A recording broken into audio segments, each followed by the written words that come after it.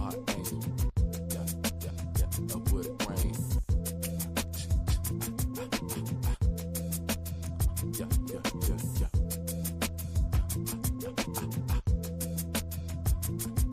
I woke up in the morning with a big grin on my face. Took off my do-rag so I can brush down the microwave. Tap shorty next to me wearing that micro braid. She was choosing my temple face, so this morning is where she lays. Hey, they were on the strap even before we did all the facts. She's taking Decatur, but she lives in my lap. Rap. My nigga Rio had to put a drive on the map. We walking really slow because we got the south on our back. Yeah, my nigga flawless in the cranberry color lack. With that I fit with the matching shoes and the A-town hat.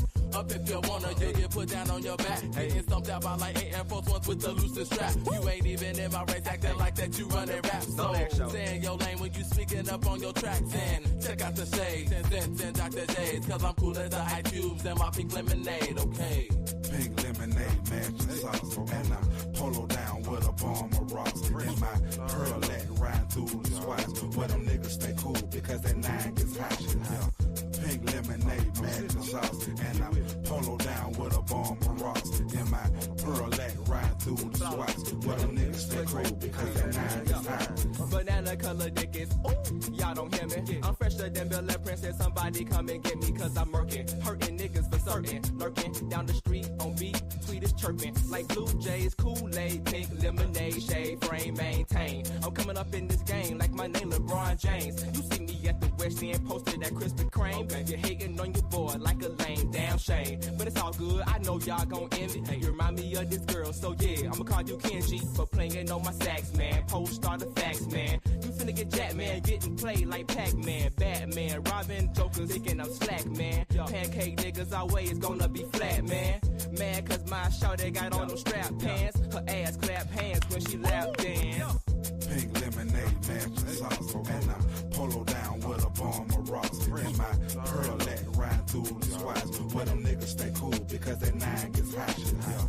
Pink lemonade, matching sauce. And I'm polo down with a bomb of rocks. And my pearlette riding through the spots. Where them niggas stay cool because that 9 gets hot. I put that shit off in my Cadillac. Ride through my city street. Bumping Jimi Hendrix cars. Looking for a freak of me. Purple got me drifting crazy. Whipping, slipping back and forth. Trying to get my check to cash. Headed to the package store. Stay cool for many days. Matter of fact, a long time. Rio back from Carver home. Look, shot on grown now. Sitting off in my dojo watching fly pay like Miss Miyagi. Niggas in the streets stacking. I ain't even hit nobody. Split nobody. With some decisions. Whatever you may call it. Just leave a message. Then I may be off like alcoholic. Mobile skills. So for real. Catch me on the post and chill. Straight it down. Fitted cap. Hell, lower A-less pill. Won't sleep until I'm dead. Listen to my son's bed. Till he hit that kitchen saying, look, I made my own bread. Ace taught me good this year. Scarecrow nigga from the yard shot. I told that wood this year. Pickaboo, you scared nigga, man. I ain't gonna hide. Like me being born screaming, man. I ain't finna die. That ain't gonna happen, boss. Still folk can take that loss. Once this verse is done, people, y'all can shut that radio off. Fuck 'em. Yeah.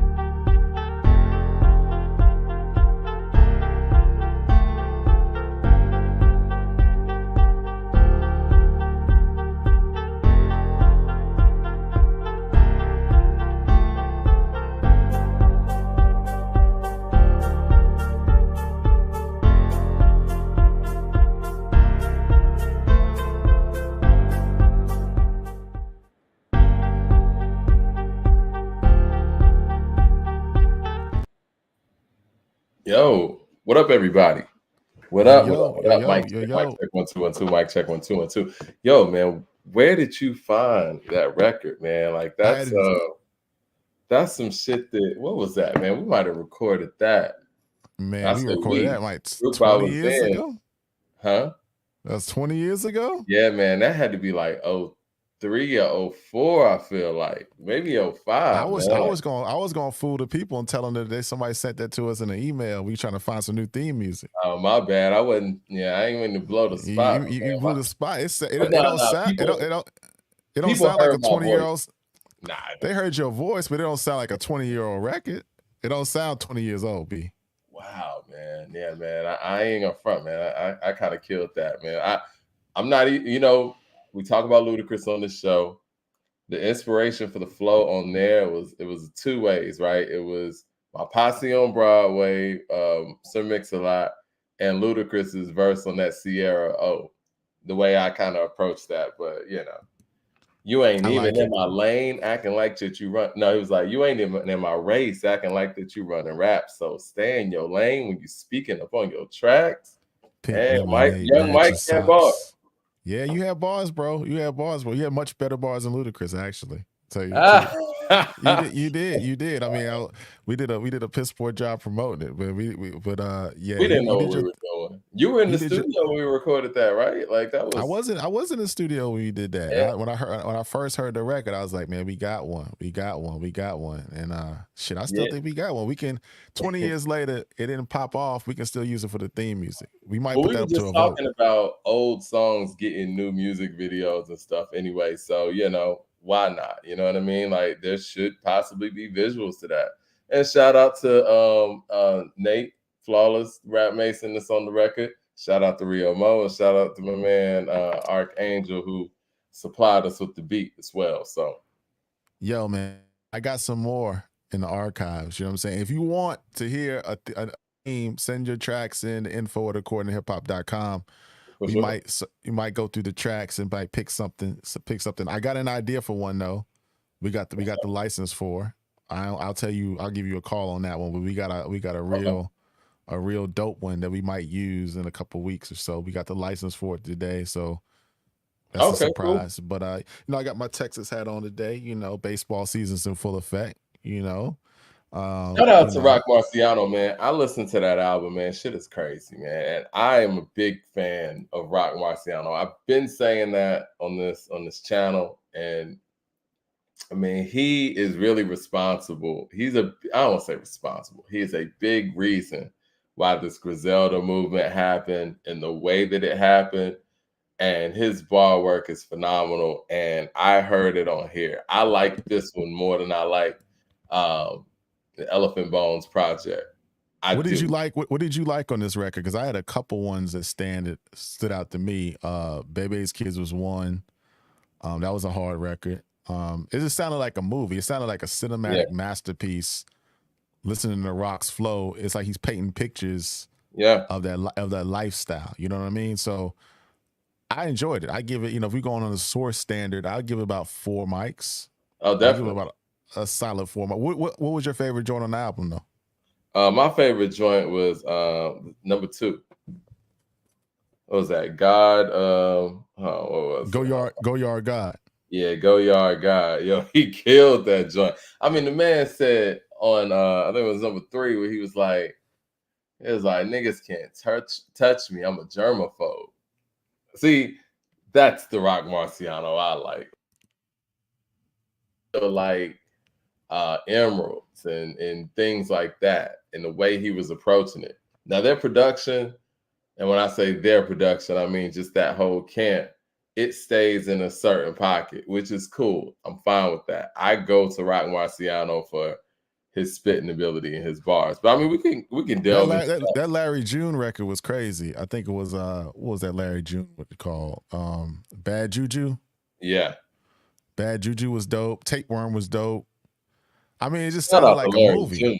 Yeah, I mean, I want to see a video for all these joints, man. It just seemed like, man, it's got to be on it's a motion picture type deal. You know what I mean? What was another joint? Well, you know, this would be my question though, and I've talked about this, but it's like, if we did get that kind of package with an album, like let's just say Roc Marciano, went out there and did a video for every song on the album.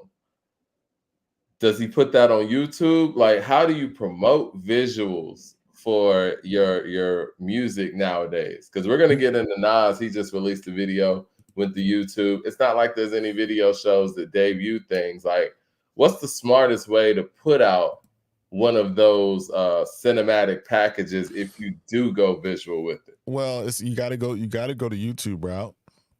That's a definite. You know what I'm saying? I mean, it's the most #1 video platform in the world. Well, it might be IG. I mean, IG shares a lot of videos, so you got to go to IG route. So you take the video, make it, make it a vertical joint.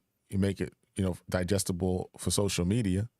But I think that's the play. That's the play. Is YouTube That's the and IG. only option? Because really, I mean, as a YouTube, and we're on YouTube right now and other platforms as well. Right. But as a YouTube viewer myself, when I go check out people's content, I'm checking out either podcasts, and I'm a huge music lover, obviously. I never go to YouTube for music videos anymore. It started like that when I first discovered YouTube back in 2003, 2004.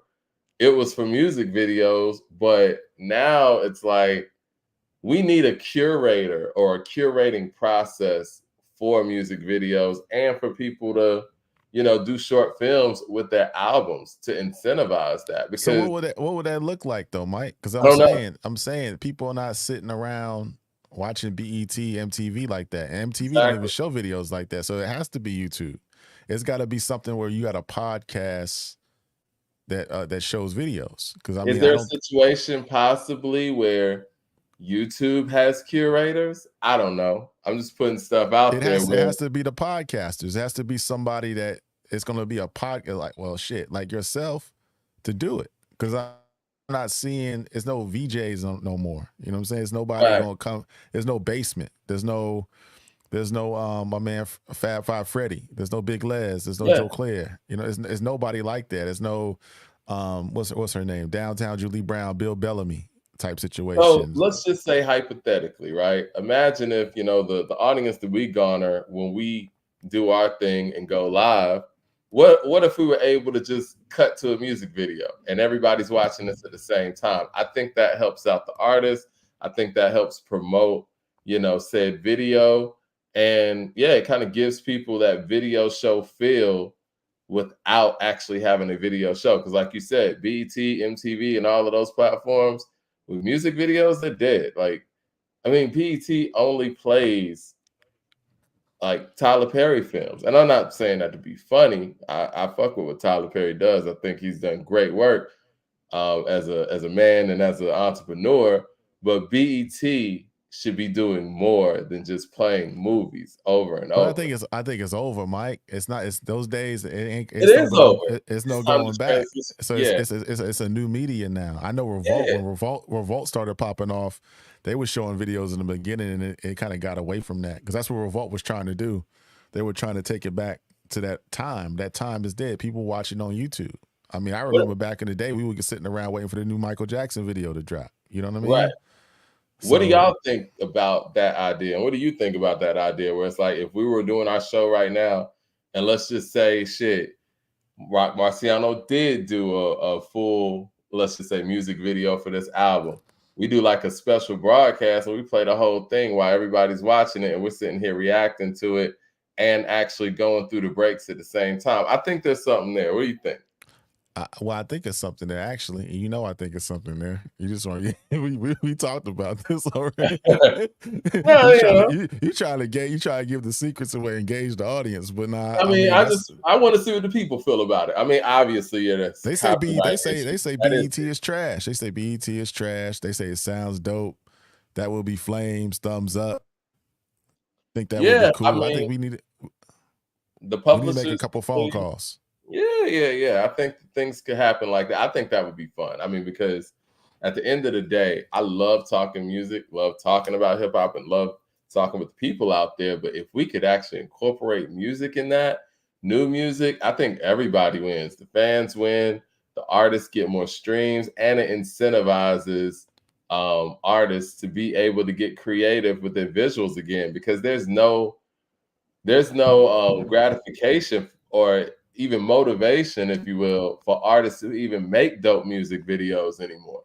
Nah, it's none. So we gonna make a couple phone calls and we'll try to make that happen. We'll see what happens. We can make it happen. But yo, check this out. Before we go to the next topic, 4 mics, if we're going on the source scale for Roc Marciano, did you see, I know we missed the damn game, Right. LSU in Iowa. I caught the end. What did you think about that, John? I know LSU was rocking the LSU hat, and it didn't kind of turn out the way you thought it was going to turn out. Yeah, it didn't turn out the way I hoped it would. But I will give Caitlyn Clark props, man. Like, she's a star, man. She went out there and played crazy. I mean, 41 points in a tournament game is insane. And now we didn't get to see all the minutes of the game, but from what I understand, Reese, she got hurt like in the second quarter or something. She still ended up with like 17 and 20.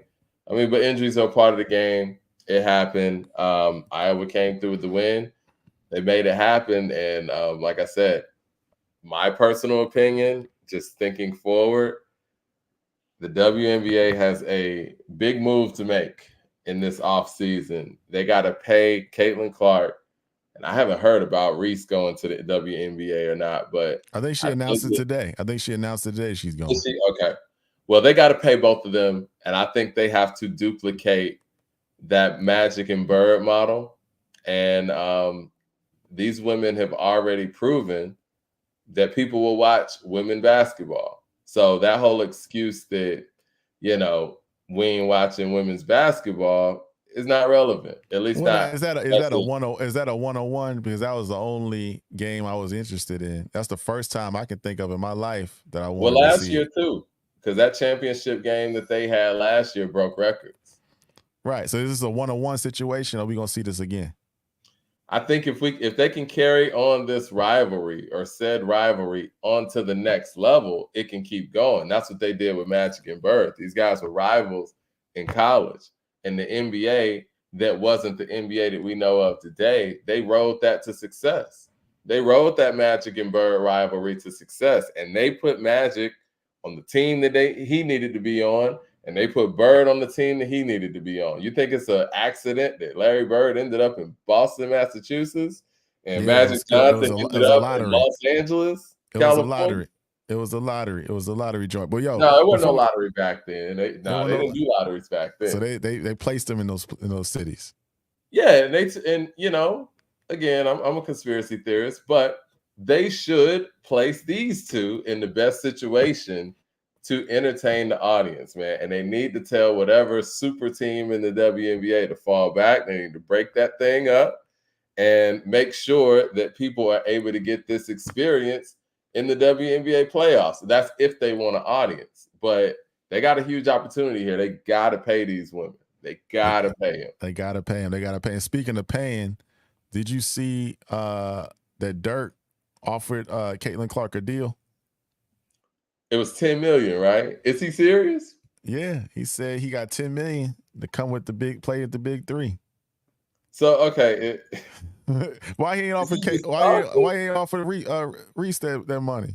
I was wondering why Cube didn't offer Reese $5 million too. I mean, Caitlyn Clark is. Is Caitlyn Clark. I mean, I'll say this. Yeah, Caitlyn Clark is better, but Reese is bigger. And I think that when you're talking about, somebody with the type of size and skill set that Reese has, there definitely upsides to that individual. Like I said, she got injured in this tournament game and has 17 and 10. That's crazy. But $10 million, $10 million is crazy. What is Durk's investment in the big three? Is he got a team out there or something? Well, if you look back at the tweet, I was a little confused because it said, "Come play with my three." Is that the big three, or does he have a team on the big three? I don't know. I didn't quite understand what he meant by that joint.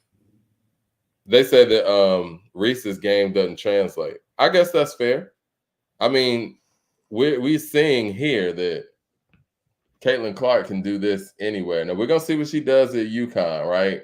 We're going to see, and if she gets past UConn, and I'm just saying that I think that South Carolina is probably going to be in the finals, we'll see how well she does up against them, too. Well, shit. Let's get. Ain't no big three, just big me for sure. But yeah, I mean, I think that these people are throwing out numbers. I think that Ice Cube's offer was real. But one thing about Ice Cube's offer, it puts the WNBA in a position where they got to pay her. And I don't know if they got to pull this from endorsement, but they need to play the Colorado game, like how Colorado was able to pay Dion before they even got the money. They need to do something like that, because the truth of the matter is, and I'm just being honest here, American sports, the biggest draw in American sports is to have a Black American versus a white American rivalry. It just is, man. And that's the elephant in the room here. Yes, they're both great basketball players, but this was. So you saying that's why? So you saying that's why, you know, the Conor McGregor fight, the Floyd Mayweather was a big fight? Yeah. Are you trying to say the Larry Bird situation in Magic was because of that? Yeah, because the thing is, it forces people to pick a side, right? And when you're able to pick a side that's clear like that to your own image, it goes. You remember, man, let's just keep it real, man. Everybody remembers growing up where their parents are watching Family Feud, and Family Feud does this too. Be a Black family and a white family. My family was always rooting for the Black families. It is what it is. Like, so you say that could really blow up if you got your white co-host? Not saying that. Not saying that. That's a whole different thing. I'm talking about in the competitive space. Like, if we're talking about team sports, or if we're talking about a boxing match, or if we're talking about tennis. We saw this with Serena. They gave her rivals that weren't even rivals. You know what I'm saying? Like, they weren't even on her level. So Maria Sharapova, Martina Hingis. Who else they had? They had a whole lot of folks, man. But let's get back to this music, man. I don't want to cut you off. If they're able to if they're able to capitalize off of this Clark and Reese rivalry and take that to the next level, I think the WNBA can win. It's a big opportunity there. Crazy. Well, Nas dropped a new video today. What was your thoughts? You sent me the text message earlier today. It was like, yo, we need to talk about this on the show. What were your thoughts on the joint? Well, I always like tour videos, right? And going back to the BET MTV days, I always thought it was dope. Somebody said that's why LeBron and Steph works. Okay, if y'all want to go there, that's why it works. That's funny. Anyway, I always like tour videos, man. Like, I loved when Wu-Tang did It's Yours. Like, I love when you get that raw energy from tour footage, and then you get the artists actually showing that love with all the people that were on the tour with them. So it's not like a concept video per se, where it's like, you know, he's going through a timeline and like I said, in this era, how creative do you expect music videos to really be? So if you're just giving the raw energy and footage from the tour and putting out a music video like that, I rock with it. So I think it was a dope music video. And I'm surprised he did one for this song, man. It's so many records on KD3, and I know they put together a lot of albums at one time. I would have really loved to have seen a lot of music videos from KD3 personally. Right. I like the video, like you said. I like the tour videos. I like the black and white videos. It reminds me of what was the biggest tour videos? It's Yours was a tour video. You know what I mean? That was one of my favorite ones. What was the one that Jay had for the documentary they had? What was Are you talking about the Hard Knock Life one? Yeah. It was a tour. The Best to Me, the Maya remix had tour footage in it. Yeah, that's what I'm thinking about. Yeah, and he kind of did that December 4th video. I don't know how official that is. You could kind of say Encore had that kind of feel. So I said, what more can I say? Right. Shout out to LeRoy Green in the building. I mean, we're gonna get LeRoy on in a minute. But what was your favorite? I liked the video. I wish they would have did another video off Magic. I wish and we're gonna talk about this in a minute, like a video of Nas, a Nas song you wish had a video. I wish they would have did one with Wayne. That joint Never Die. I agree. I think that if they would have did a music video for the song with Wayne, that would be all over the place. But again, when I say all over the place, all over the internet. But again, I think it's because we don't currently have a place to house music videos, right? I think if there were a show out there right now that promoted music videos and people watched to see music videos, because at this point, it's not really about watching the music video per se, right? It's about enjoying the experience with others, like we're doing right now. Like we're talking about hip hop right now, but imagine what it would be like if you're playing the music video right now and other people are reacting to it and catching things that maybe you didn't catch and this and that. I think if there was something like that out there, they would have made the time and effort to do the Wayne music video. But, you know, I agree. I think that would have been a big one to do. Go ahead. I mean, to me, that's my favorite song on the album. Wayne killed that joint. I'm gonna go back to KD3. I wish he would have done a music video for Get Light. And I know people probably get tired of me talking about that record, but Get Light should have been a big record. It should be all over Hot 97. It should be all over New York radio. It should be all over the place, man. That's a great record. Why do you think they didn't push it like that? What happened? Why wasn't it pushed? I mean, I don't know. All I can say is I think it's politics. I think that when Nas came with KD1, they were showering him with all kind of love because I think they felt like that was it. And they wanted to kind of give him his last hurrah.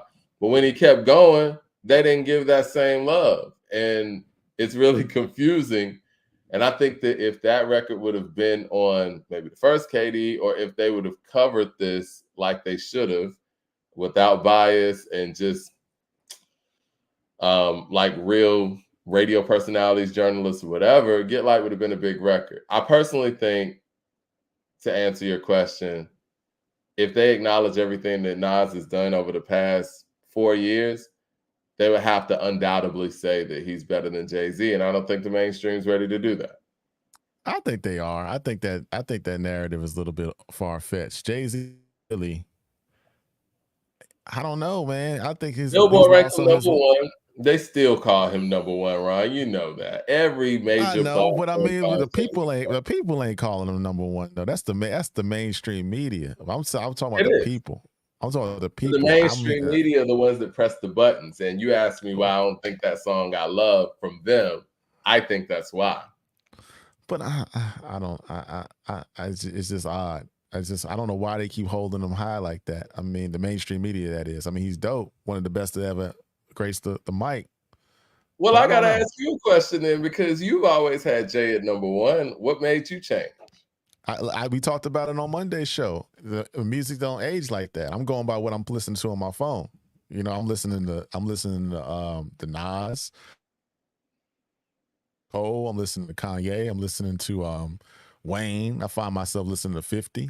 I mean, I'm not listening to them J records like that. So that's why I can't honestly sit here and articulate a reason why he's the best of all. I mean, he's one of the best, but I can't say he's definitively number one GOAT. Is Jay-Z better than Tupac? I mean, when you say better than Tupac, what do you mean by that? Did he make better music than Tupac? Is that what you're asking? Because if that's the case, let's ask that. Yes. I'm listening to Pac records now. Yeah. I mean, I got to pull up my phone, so I can't say he's a better musician than Tupac. No. Is he a better lyricist than Pac?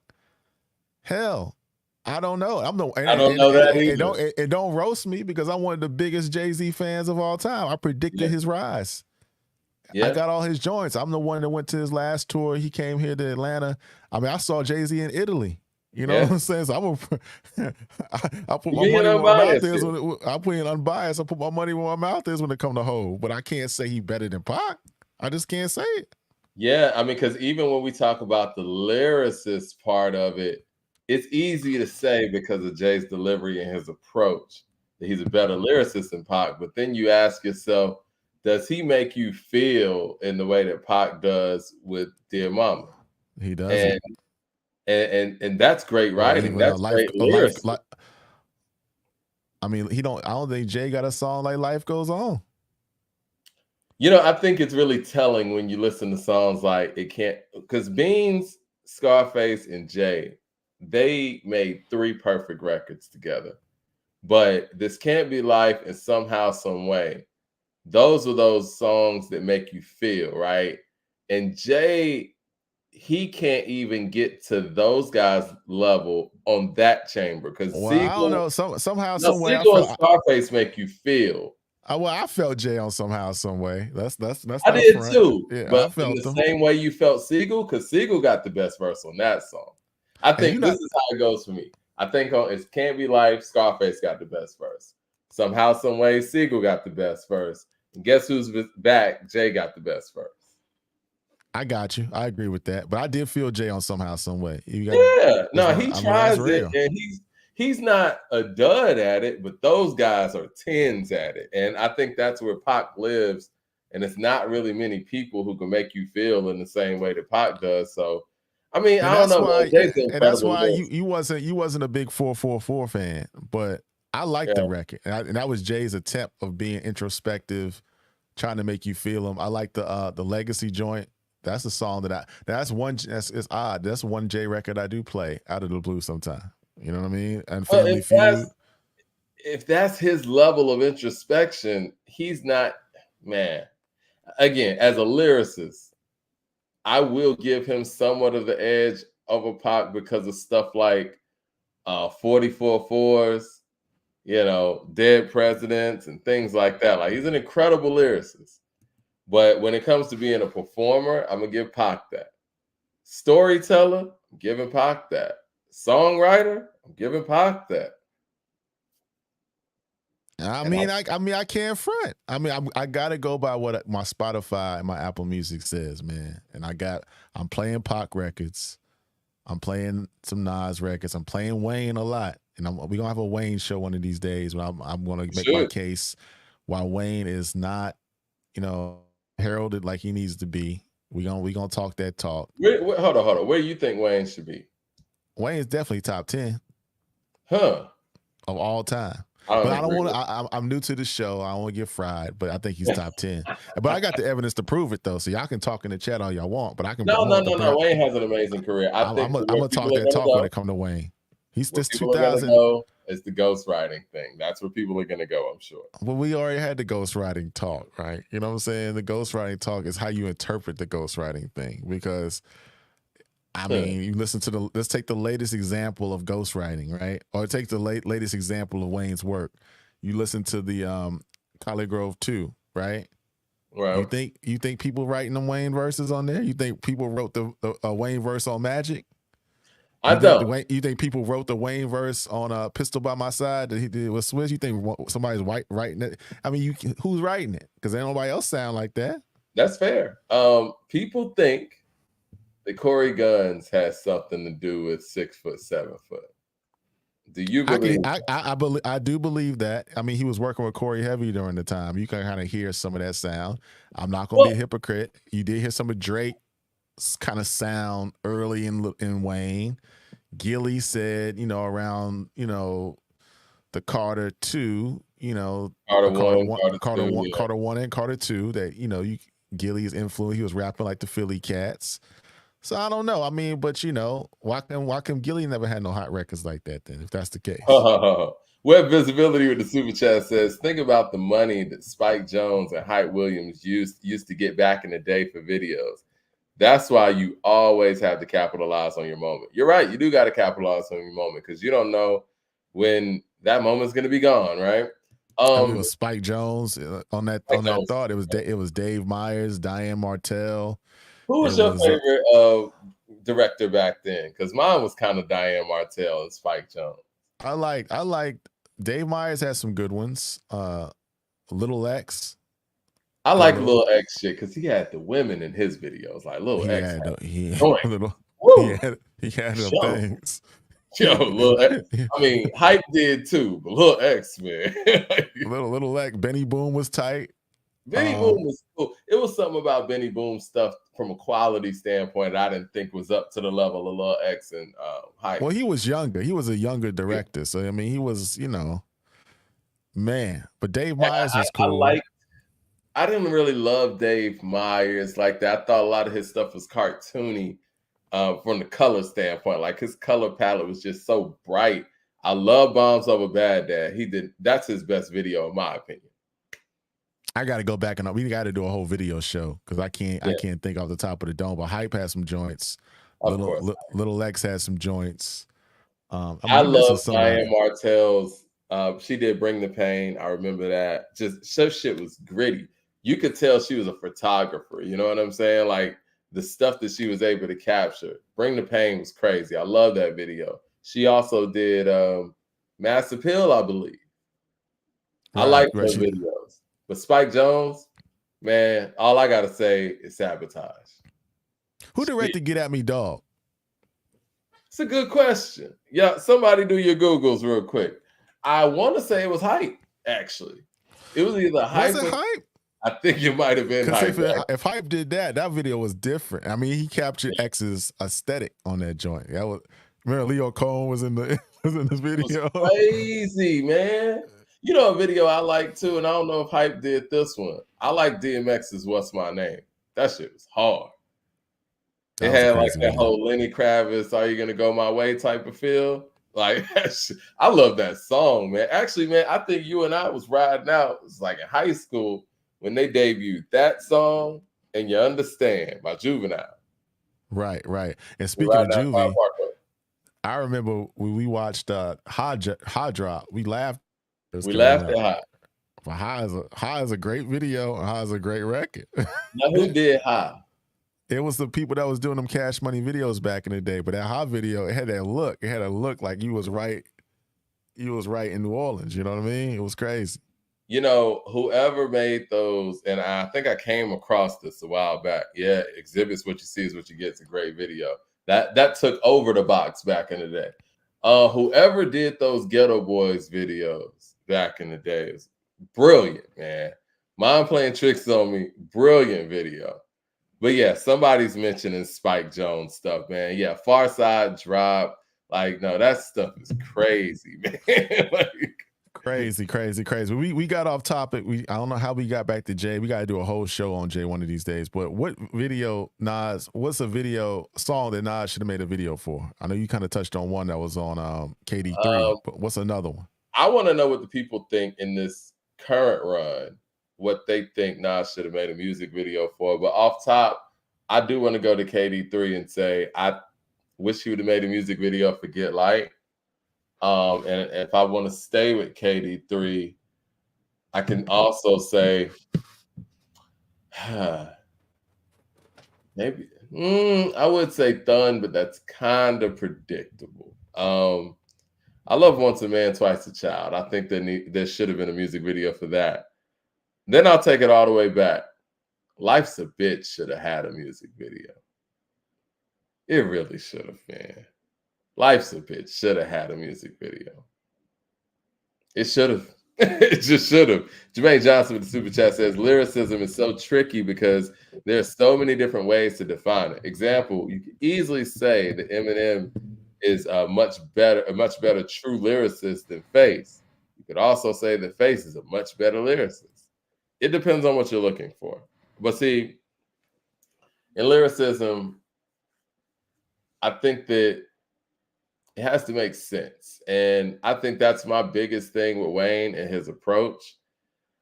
I think that it takes a lot to be able to carry a story, stay on topic, make certain topics in heavier content interesting. And I think when you just spaz out and you're just rapping and just putting words together, that's dope. I love that. Redman's one of my favorite rappers.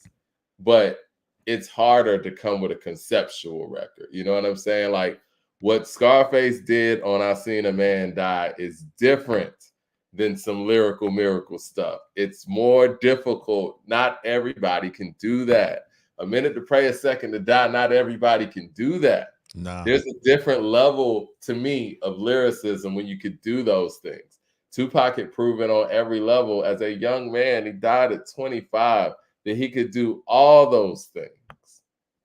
Crazy. And yeah, but yeah, Life's a Bitch definitely should have had a music video. I could go album for album and say what Nas song should have had a video. I'm trying to think. On Illmatic, would you have rather seen a music video for Life's a Bitch or New York State of Mind? Shit, New York State of Mind. A lot of people would say that because a lot of people feel like that's Nas's best song. I've heard that many times, but I mean, even on New York State of Mind Part 2, I would have loved to see a video for that. If you're talking about, you know, retro videos, people making videos, you know, coming, you know, 25 years, 20 years later, I want to see one for that. I want to see a video for Shootouts. I want to see a video for Gotta Love It. You know what I'm saying? Gotta Love It's crazy. I want to see a video for On the Real. You know what I'm saying? But those would be like gritty videos. You wouldn't really be like, you know, I want to see a video for Black Republican.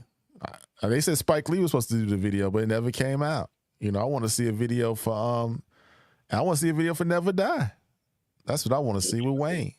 Yeah, I think that still can happen. Web Visibility with the super chat says maybe a video for Rewind would have been dope. Of course it would have been dope. That would have been incredible. And let Spike, you know what? Spike Jones should do Rewind. That would be my pick for Rewind. We should holler at Nas and see if he can do it.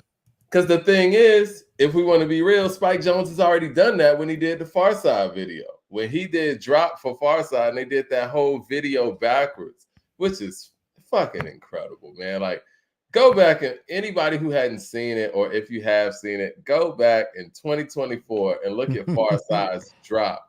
And really look at that video, man. That shit is crazy that they did. It was ahead of its time. That shit is crazy, man. Yeah. I'm sorry, man. As a creative, I'm gonna have to say Spike Jones is probably the best music video director that I've seen. Because he did the Jamiroquai joints too, didn't he? He did. He got Sabotage and Drop in his catalog. Like, that's it. Game over. Crazy. OG Weston with the super chat says Wayne doesn't have more classics than Tip and Face.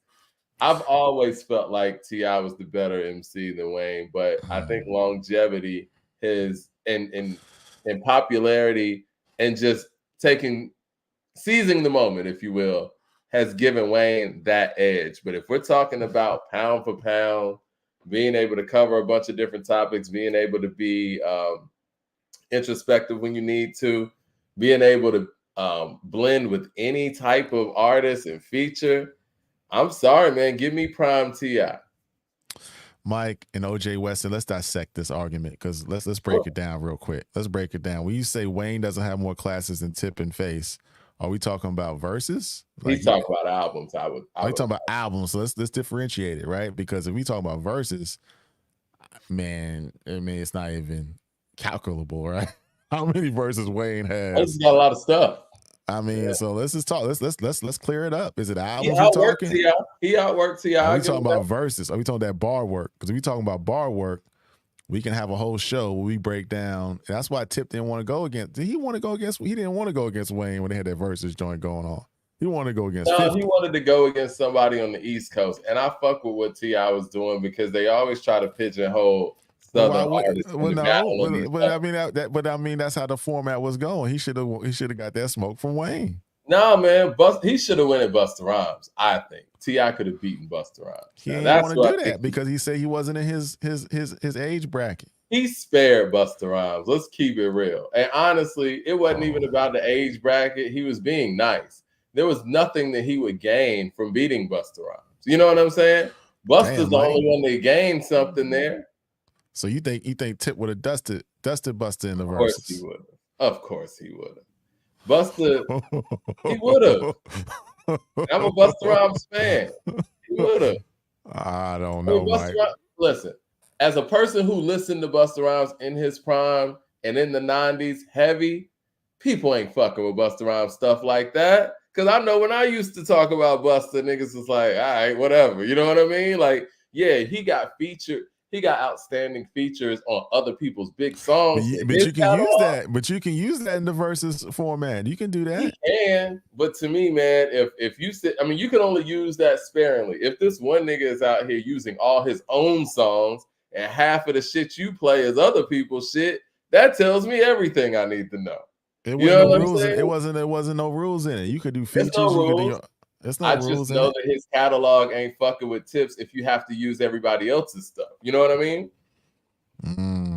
It is what it is. Yeah, you could go out there play Flavor in your ear. You can go out there play Annie up and shit, but we all know those ain't your songs.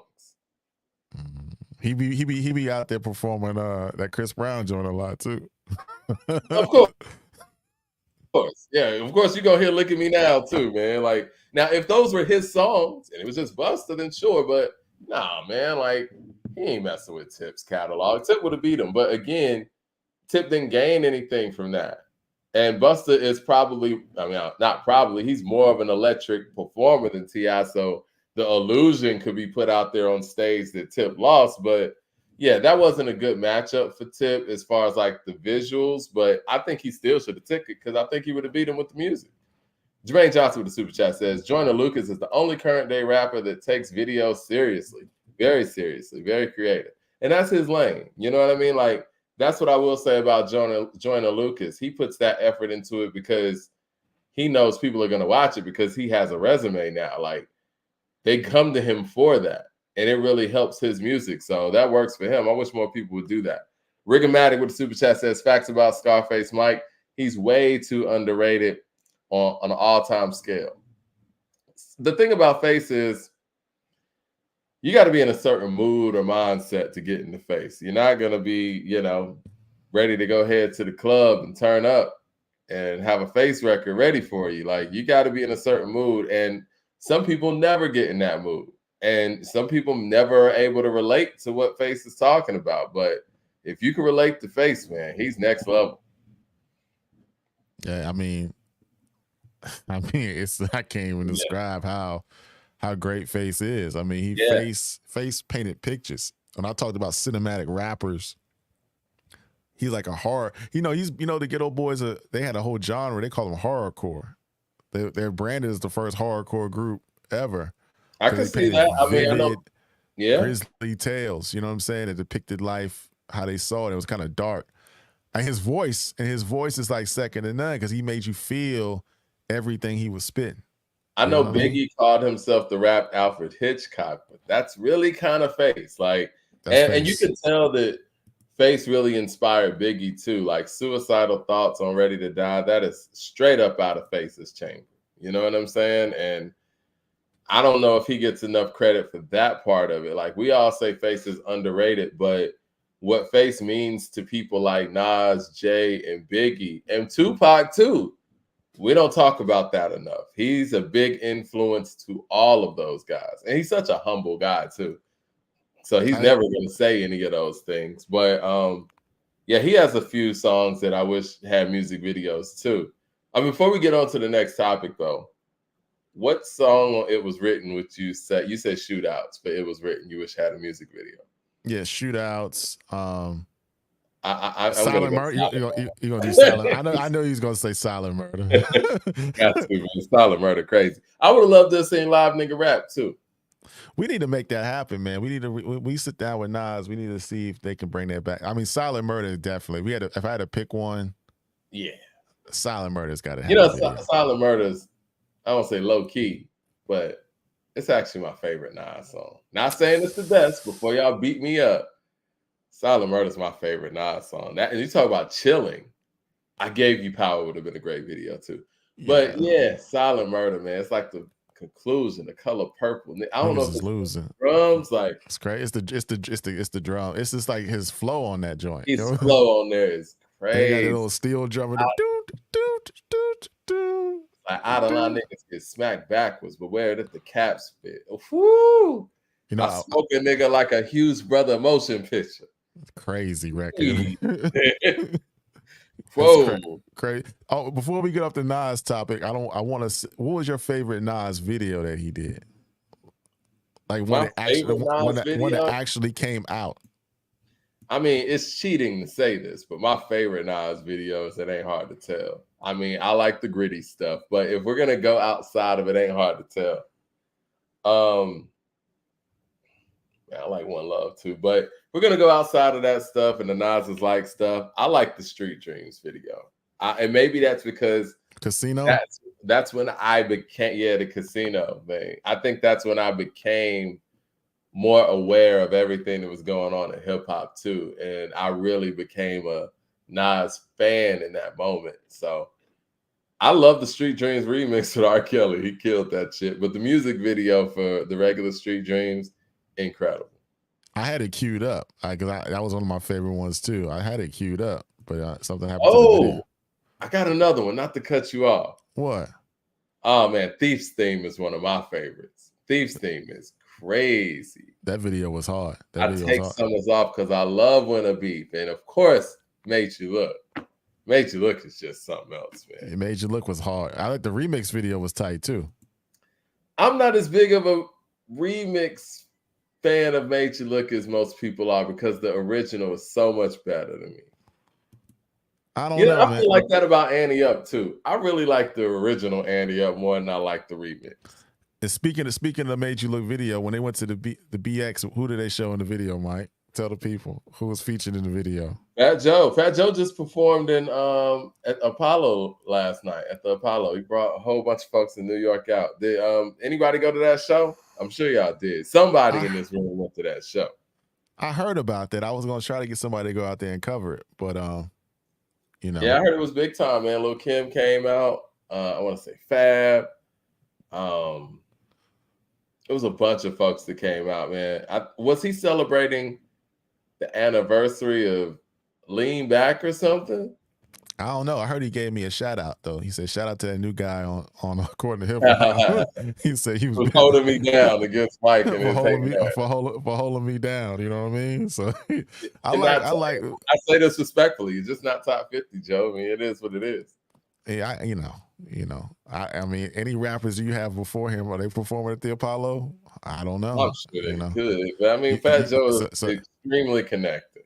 So you think Ludacris you think Ludacris can pull up at the Apollo, Mike? Let's be for real. I mean, Ludacris is from Atlanta, but I think he could. I mean, let's just be honest. Let's be honest. You're telling me, wait a minute. You're telling me that between the two artists, Fat Joe could warrant more of a crowd in a live setting than Ludacris can? I'm asking a simple question. We can look. I'm asking a simple question at the Apollo Theater in Harlem, 125th Street. You telling me that Ludacris could pull the same crowd as Joe? I think that's more of a location thing. I mean, I'm not confident in that because it's in New York and Fat Joe's from right down the street from the Apollo. So it's a little different. That's like asking me if Fat Joe could warrant more of an audience than Ludacris, or Ludacris could warrant more of an audience than Fat Joe in College Park. Like, that's not fair. We're not talking about College Park, though. We're not talking about College Park. We're talking about the Apollo Theater. That's what we're talking about. We're not talking about no random. But he's from there. It's a little different. Hold on. They said he brought out the Lox, Beans, and Freeway. The Lox just announced their tour, too. Shout out to them, man. They got a whole big tour coming out. Not coming out, but about to make way. I want to see the Lox, man, because they're great performers, and they take their performance serious. That's why Dipset got dusted by him in the verses. You think Trick Daddy can sell out the Apollo? You think the Fat Joe could sell out Club Live, Miami? Yeah, he probably has. That's where he be at. He is a dual citizen, if you will. So before we poo-poo on Joe's name, we gotta put some respect on it because they can't. He can do things that that the people that you put above him can't. You know what I mean? So I mean, I guess. I mean, again, that's location. I think that was a great opportunity to see some great New York MCs at the Apollo. So shout out to Joe for putting that whole thing together. Anything to bring hip hop together. Let's close this Nas thing out, man. Videos I didn't like that was hyped up. Speaking of hype, he did Hate Me Now. I didn't like that joint. I thought the video. You didn't like the Hate Me Now video? No, they hyped it up for about a week. It was like, they had the premiere for it. You know what I mean? There was a lot going on with it. The whole. I was disappointed. I didn't really like this song like that. I didn't. Yeah. I wasn't a bit. Yeah, I agree.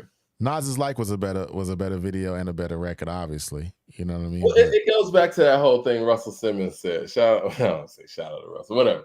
Anyway, it goes to that thing where Russell was talking about Wu-Tang, right? He was like, yeah, they put all that money and effort into Triumph, but Cream is a better video. And I think the same thing with Hate Me Now and Nas's Like. It's like, when it's hip hop, sometimes, and that's where Premier wins again, we just like the straight up beats and rhymes, man. Like, you ain't got to do all these tricks, schemes, and and I get it at the time. Like, it was all about who could be the flashiest. And we're coming out of the Diddy era. We're kind of like in a mix between the new era, which was, what X was doing, and then the Diddy era was still going on with the shiny suits. I think they tried to match those energies with Hate Me Now. And some people loved it.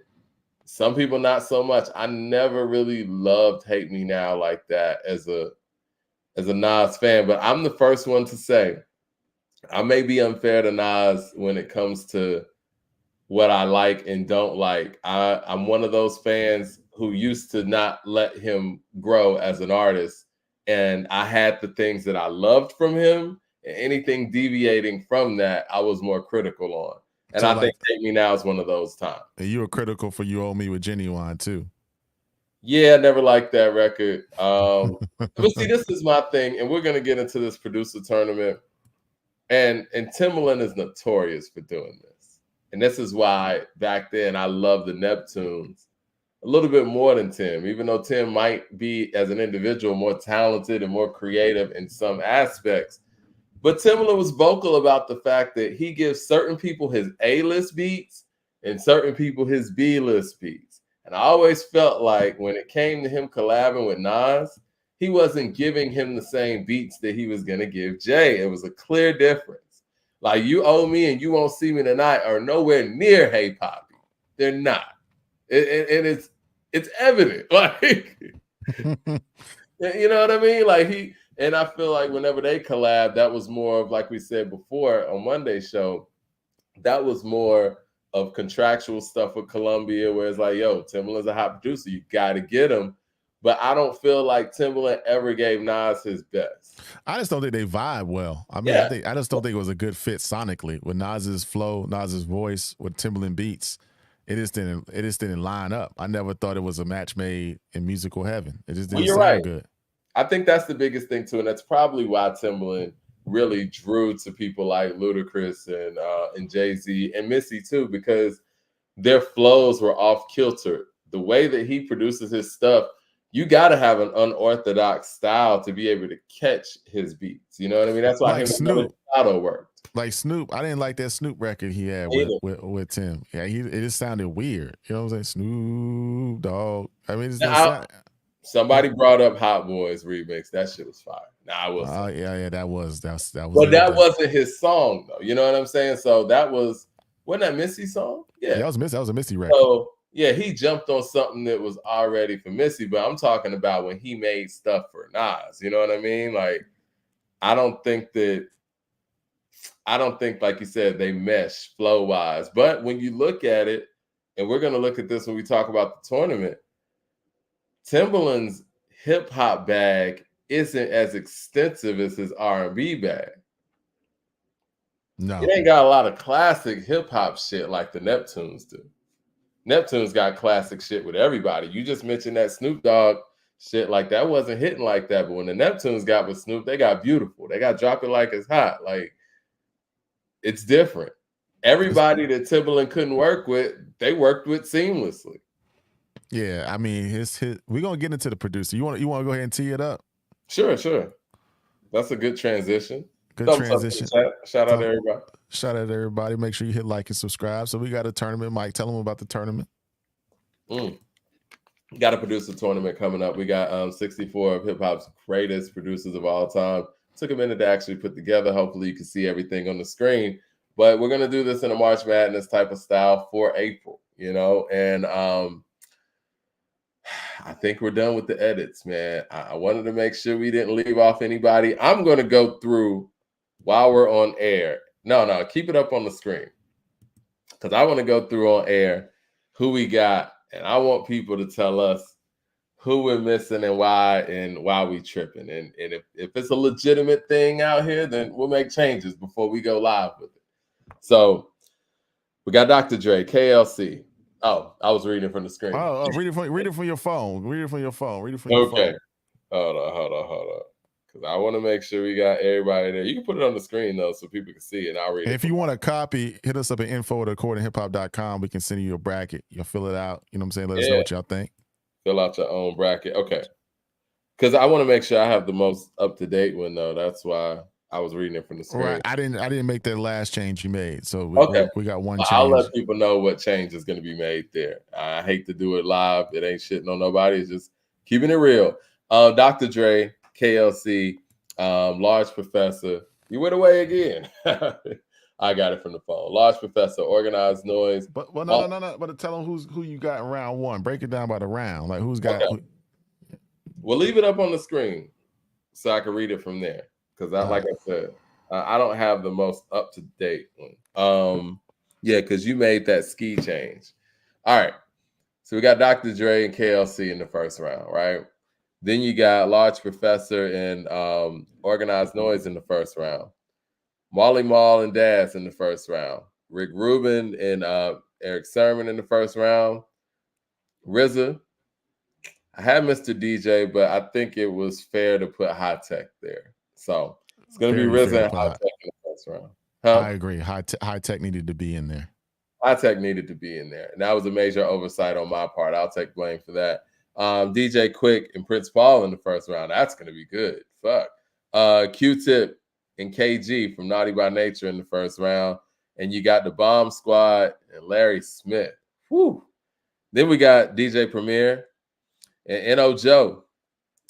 That's a Houston matchup right there for the people who know. Ninth Wonder, Easy Mo B. I like that one. That one's going to be crazy. The Alchemist and the Beat Miners. Then you got Mad Lib versus Rockweiler. Then you got Pete Rock versus Diamond D. No ID versus Ski Beats. Jay Dilla versus Knots. And then you got DJ Muggs versus Bing. Now let's go over to the other side. This top section, y'all can see the theme here. We got Metro Boomin versus Drummer Boy. You got Murder Beats versus Lex Luger. You got Zaytoven versus Honorable C Note.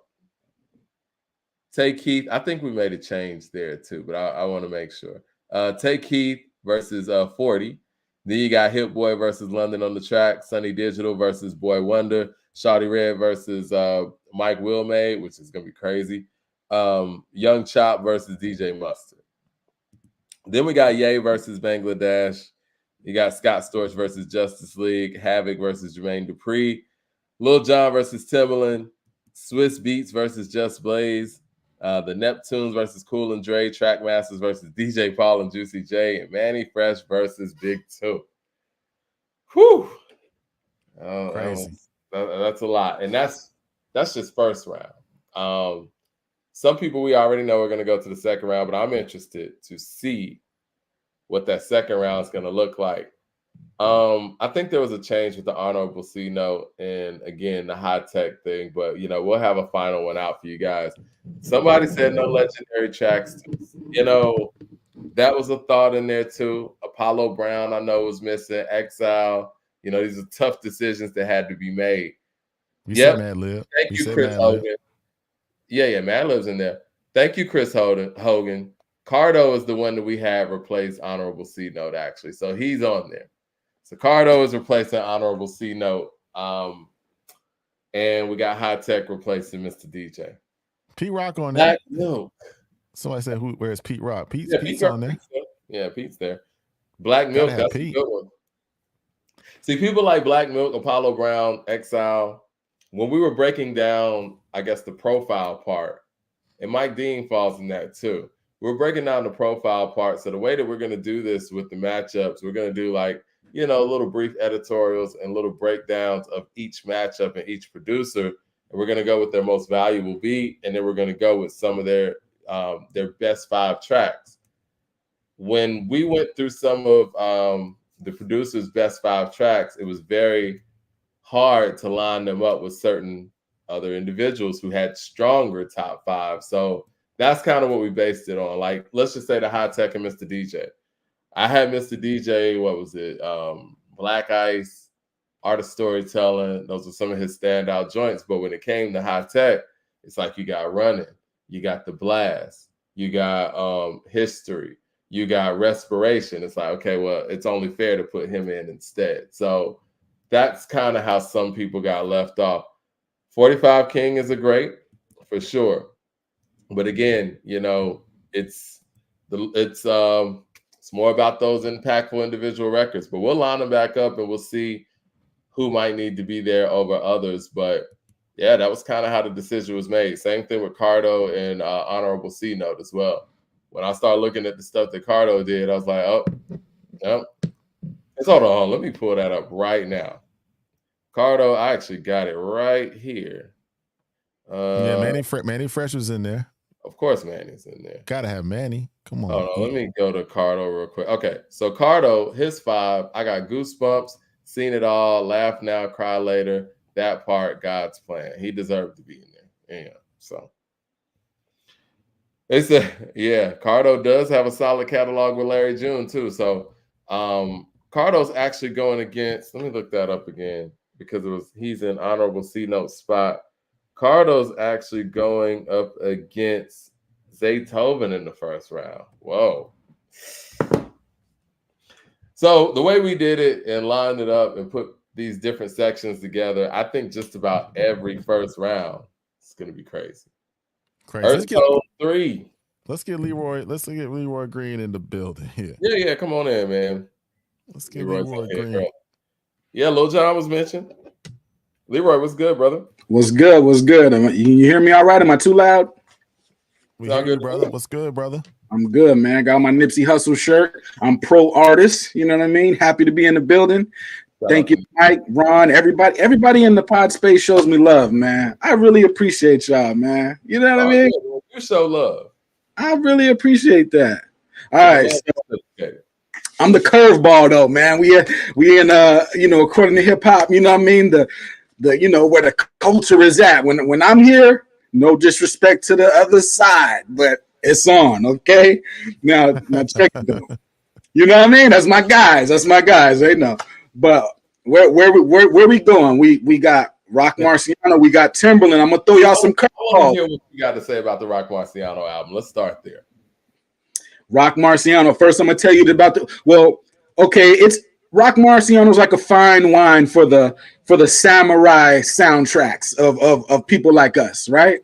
We got the special kind of lyricism that's really intricately on a certain level for us. What do you say about my volume? 10% lower on the volume? Got you, my guy. We're gonna send you a mic, LeRoy. Don't worry about it. We're gonna get LeRoy hooked up in a minute. He's gonna have a mic and everything. You know what I mean? Go ahead, LeRoy. My guy. So he's a particular, he's a samurai for us when it comes to the lyricism. The beats he's a pioneer in the drumless beats. His beats are a certain way, like especially like with Goyard God. True Love is what I meant to say. True Love, just how he flips that. All of them. Gold Crossbow, Killing Spree with Larry June. Shout out to Bay. You know what I mean? Higher Self. But here's the curveball, and I'm gonna kind of lean into Timberland a little bit. When Timberland came in the game, it was kind of like a different sound, right? It's kind of like, well, what's this? Is this gonna work? What is this exactly, right? So with Roc Marci, he has his own particular sound with the beats, but I'm going to go with the flow real quick. And I'm also going to bring in the Migos. This is going to throw y'all off because we're talking about Roc Marciano. What is the Migos flow? The Migos flow is da-da-da-da-da-da-da-da-da, da-da-da-da-da-da-da-da-da. Am I right or wrong? Mm-hmm. That's the flow. Now, when y'all turn on the Roc Marci project, y'all listen to the first song, Marciology. And when I say that, the lyrical miracles should invade that trap spot and do their style because it still works over the boom bap, people don't think that works. Listen to the first song and tell me what flow is Roc Marciano using. So you're saying that Roc Marciano is studying the Migos flow a little bit and utilizing it for the type of production that he chooses. Well, 90% of the time he's doing his regular flow, like his thing. But I'm saying to spice it up, to kind of throw little curveballs in there. There are times where he's like, it's a 3-syllable triple in. It's a 3-syllable ending to the lines. Who brought that in? The Migos brought that in. You know what I mean? So I got you. And into the current era, they made it popular again. But yeah, I got it. Current era. You're right. We can go back. But I just wanted to point that out. How we can. There are things that can be adjusted and things that will still fit and still work for our ears. People like us that are really into a particular sound, and worlds can mesh together, kind of like Timberland did with the pop world and hip hop. You know, I appreciate someone who could do both in R&B and stuff like that. So let me interject 1 second. Did you say that Song Cry and This Can't Be Life were played in the clubs last week? Or was that Monday? In my personal experience being in California, right? Okay. We go to the club. We're not going crazy for 4 hours in the club. The club goes through phases. It turns up and it cools down, and it turns up and it cools down, and it turns up and it cools down. Jay-Z was very popular in California. So we listened to Jay's music. So yes, I did hear though. I heard Lost Ones in the club many times. Song Cry many times. This Can't Be Life many times. This is Jay-Z is a big artist in California, at least in 2000, 2001. So yes, I got no reason to lie about that. I absolutely did, because these soul samples, these songs, this artist is huge in California. When Blueprint dropped in Cali, that was the album. So yes, when you go to the club, you're damn near hearing the whole Blueprint. Because against what people think that, no, in the club, they're listening for the lyricism. That's not actually what people are listening for in the club. You know what I mean? So vibe. I think, to me, they hear the soul sample and then they go get a drink. That's all. To me, the downfall of the Blueprint, and to kind of piggyback on what you just said, to me, the downfall of the Blueprint was when Jay tried to make club songs. And it's funny, records like, excuse me, Jigga That Nigga Jigga and Hola Ovito, they weren't even the records that ended up in the clubs. And I was listening to his Unplugged. He actually closed out or did the encore with Jigga That Nigga Jigga. I think he really thought that song was gonna be one of the ones on there, and the people said no. And since we're talking about music videos that should have been made, You Don't Know should have been an official single. The reason why we hear You Don't Know, and even PSA, is because the street said so. And but yeah, you're right. I mean, can you explain what parts of the night these songs are being played in? Because I think people are thinking that y'all vibing at the height of the club night, and then somebody goes on This Can't Be Life or something. When you first go to the club, the first hour and a half is cracking. It's turning up. At a certain point, people are kind of tired. They want to get a drink.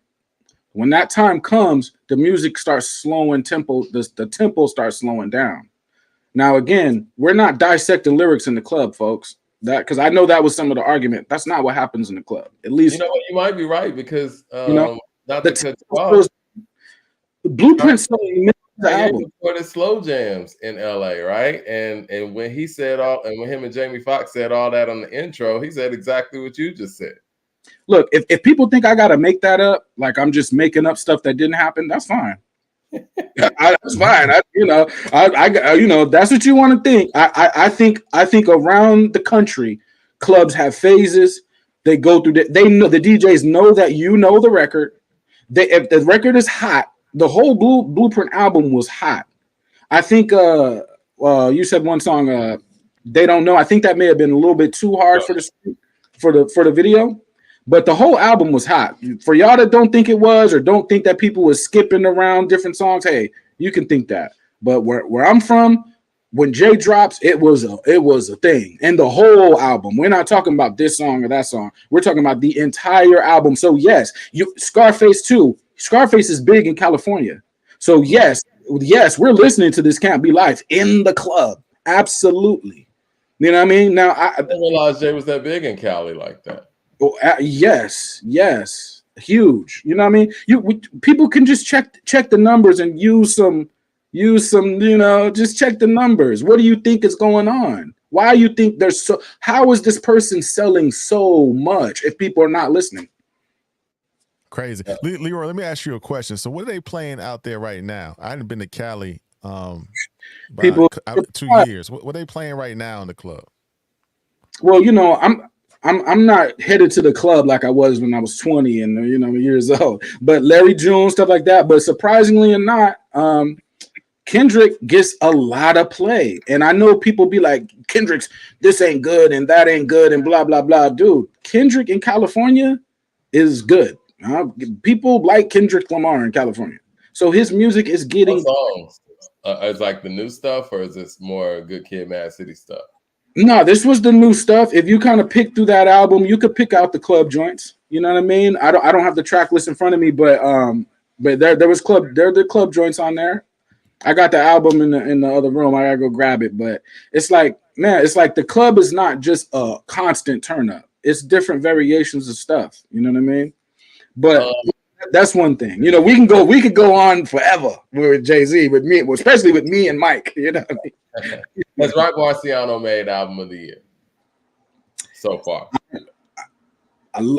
Roc Marciano, love you. I'm gonna say no. Okay. Now the reason why I'm gonna say that is because for me personally, I love this particular sound. I love what Roc Marci does. I love his style. I love what's the genre that he's in, the lane he's in. But I feel like there can be some variations. Now the beats were super dope for my ear. You know what I mean? But I feel like for album of the year though, it got some different directions gotta happen too. Like you gotta go this way for a while, then maybe 4 or 5 songs in, you go a little bit this way and kind of change up the dynamic, because album of the year, that's a whole year, so you're gonna have to dominate 12 months, right? So that's not an easy, that ain't no easy ask right there. I mean, I would say right now, man, I think Schoolboy and Master Ace are probably in the running. Master Ace, yeah, correct me if I'm wrong, people out there, but I mean, the thing with the Master Ace album though, it's a very dope album. Yep. And some would say that, it has a nostalgic feel to it, which is okay, because, this artist is from a certain era and not everybody needs to try to adapt to what's currently going on, especially since we got spaces now for every single lane. And I think that's one of the things that we don't pay attention enough to right now where hip hop is. Like, hip hop is, you got fans from 12 to really 55, 60 for probably the first time in hip hop history. And not only that, you got artists who are existing in all those lanes that satisfy all of those different ears. And that's why we have curators, and that's why we have conversations and stuff like this now. And if everybody lives in their own individual lane, hip hop wins as a whole. So we need our OGs going out there doing whatever they feel like doing. If the OGs want to go out there and update their sound, get with a younger producer or a hit boy or whatever, do that. If you want to get one of your OG homies and y'all make some dope music, do that. If you want to get with a new producer who is a fan of what you did and wants to duplicate those things, do that too. Master Ace is going to win the same way as Scarface is going to win. Now, when people say when people say Scarface is like lyrical, there's 2 parts of that. There's the part I understand what you're saying, and then there's another part that I have a certain chamber of lyricism that I don't think Scarface goes in. Now, Master Ace is the same way. What Master Ace and Scarface have in common is great songwriting ability. And they're going to pick the right beat for the right topic, for the right hook. So it's going to sound great regardless. Now, do I think Scarface is going bar for bar with Crooked Eye or Lupe Fiasco? I don't know. I don't think that would be his bag. You know what I mean? So it's like there are levels to the lyricism, but I think if Scarface is like, I'm going to write a song about this, just like, you know, they pick topics. Crooked Eye might just hit you with 100 bars of just the craziness, right? Right. Scarface is going to pick a topic. This is the topic. And he's going to stay with that just the same way a Master Ace is. So that's songwriting. And yes, they are like super great songwriters, which is what people tap into, I think, when they mean lyrical. You know, we never really got confused with lyricism until the Eminem conversations start happening. You know what I mean? Like, we never got confused with the fact that, okay, this person's lyrical, this person's not a lyrical. It's the two catalysts of this conversation are Eminem and Tupac, I feel like. Because you got those people who are of a different generation a lot of times, or of a different coast, who want to say that Pac wasn't a lyricist. He's not a great MC, he's a rapper. You know what I mean? That whole MC rapper distinction. We really used to do that a lot in the 90s. It's kind of like when niggas in the current era talk about Michael Jordan couldn't go left. Like, really? Come on. Like, he's serious, but that's what we do when it comes to, you know, lyricism. And we're going to say, since Pac didn't go out there and say all of these, you know, thesaurus dictionary words, that he's less of a lyricist. In my personal opinion, I think if you're able to say more with less words, you're more of a talented lyricist than the person that says a bunch of nothing with a whole bunch of words. Okay. I mean, and again, I'm not knocking any of that, and I'm not talking about anybody specifically, but I'm just talking about, you know, in general. Because clearly you got people like Lupe Fiasco who could say a whole lot with a whole lot of words, then that's a whole nother level. But when you got people who are just, you know, just art to the rambling too. Rambling flows are art too, like Wayne does it. Yeah, if you're just filling space with just a lot of nothingness, then yeah, you know what I mean? Pac is a better songwriter than you. But if you're someone like Sahai, he's rattling off a lot of wordplay, but his wordplays mean something. You know, it's not just random wordplays.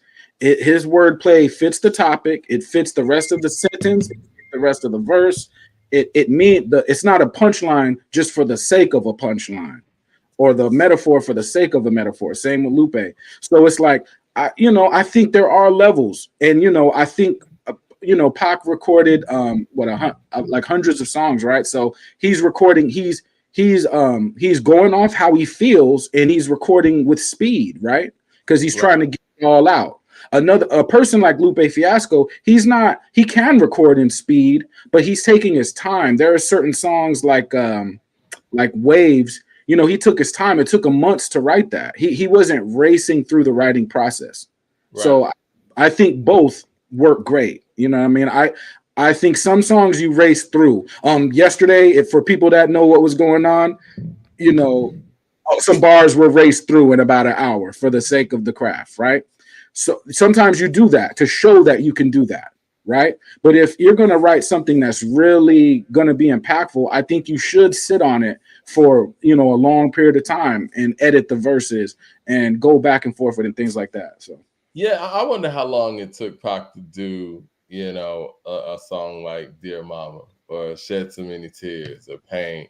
Because, like you said, when you talk about Lupe, man, Lupe is a whole different animal. Like, he's a next level. He's kind of like a Kevin Durant, right? Like, we've never seen anything like him. No. When it comes to like that lyricism, where it's like what he has in his arsenal is a bit different. Oh yeah. And I think Pac would respect that about Lupe. I think Lupe would respect what Pac does, and they would see, what each other's doing. You know what I mean? Like, Pac had to. Pac was a poet first, not a. So a poet, they respect how the things are said.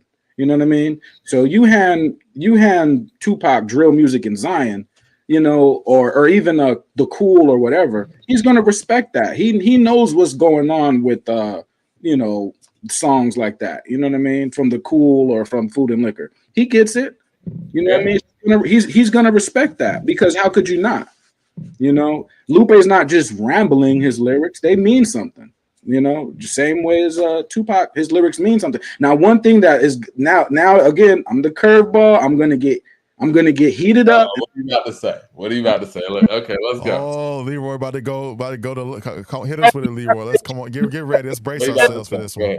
Killed. I'm sure I'm gonna get killed. Okay, Pac. I love Pac. He has not been releasing music since 1996. We know why. We're saddened by why. We know why. Now, I would not compare Snoop Dogg to Tupac when Snoop Dogg has 30 years of more of a career. So these are, and I'm just saying the comparison. Now, if people want to make it personal, he's hating on Tupac. I'm talking about the longevity and comparison and how it's viewed. I don't think Tupac had enough time to be in a conversation with people that are 30 years into their career. That's my personal opinion, and I don't see how that's a knock to Tupac. I don't see how that's disrespectful to Tupac at all for me to say that. It's not, but see, this is the thing, and this is what I mean. I've on paper, I've felt like that at some point in my life, but when you really analyze it, even with those long careers, do you really feel comfortable taking some 20 of anybody's songs to go up against 20 of Tupac's songs? Like, he's been gone nearly 30 years. And I would say this. I would take Tupac's catalog against anybody in hip hop's catalog and feel confident that I could take your 20 off the board. In my personal opinion, I believe that when Pac gets involved, people's emotions get involved. Now, let me tell you about my personal opinion. I would look at Snoop's catalog and judge the music, not my emotions. So my judgment is going to be a little different because I'm looking at The Last Meal, R&G, Blue Carpet, you know, Ego Trip and whatever. I'm looking at music. I'm not looking at how emotional Tupac makes me. So my judgment is not going to be about, you know, this song. And if I'm listening to Dear Mama, right? Dear Mama is about your mama. You know what I'm saying? That instantly got nothing for that. Yeah. Yeah. Well, the man died too. So he died. Well, I mean, no, those records was like that before he died, though. We're not. I don't feel like his catalog got inflated because he died. Like, those records was like that then. Snoop Dogg has released about 1,000 more songs, or not. You know, I don't know the count, but his music, his catalog is very vast. Tupac's music is very vast as well. However, Tupac, he died in 1996. It is now 2024. Right. I cannot keep going back to say, but you haven't made Brenda's Got a Baby in 2024. You know, I love that music, but I have heard expressions that have moved beyond that. We just talked about Lupe Fiasco. You know what I mean? I have heard things that have gone more in depth. You know, I'm sorry. I gotta push back on you, LeRoy Green. I'm just trying. I understand where you're coming from. It's LeRoy now from Cali. And we are still talking about, you know, I mean, and that's fine. I just believe when someone like a Nas, a Jay, when someone has put in so much work and you're going all the way back to 1996 as their standard, I can't do that. Well, I can agree with that. I mean, the work that Jay and Nas have put in, I can't put in that because that's not fair. They put in too much work. They've changed with the times. Just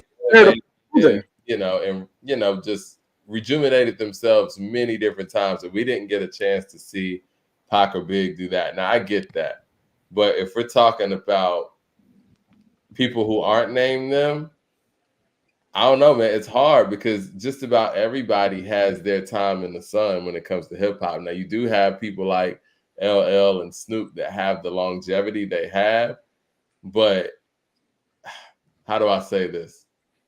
What years would you say? And I'm a huge Snoop fan. I think Snoop's catalog stands the best chance against Pac. Yeah. How many years would you say that Snoop musically was dominant?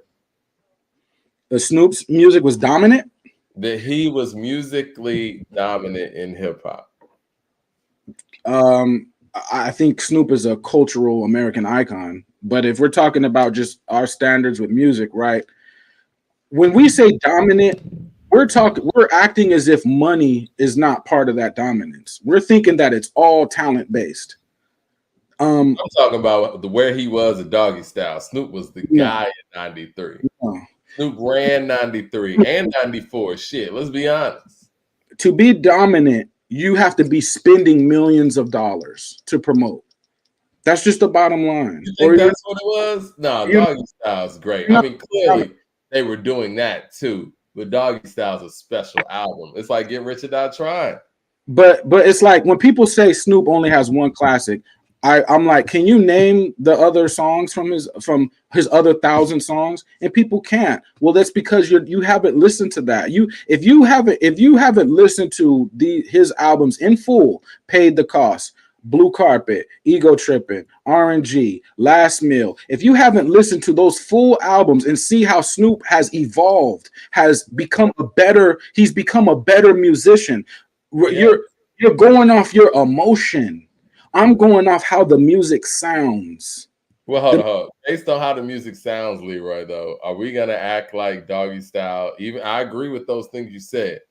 Right. Doggy Style's still better than those albums. Doggy Style's better than 99% of hip hop albums ever. I have to disagree. I think Snoop became a better artist later. Now his style was more like raw.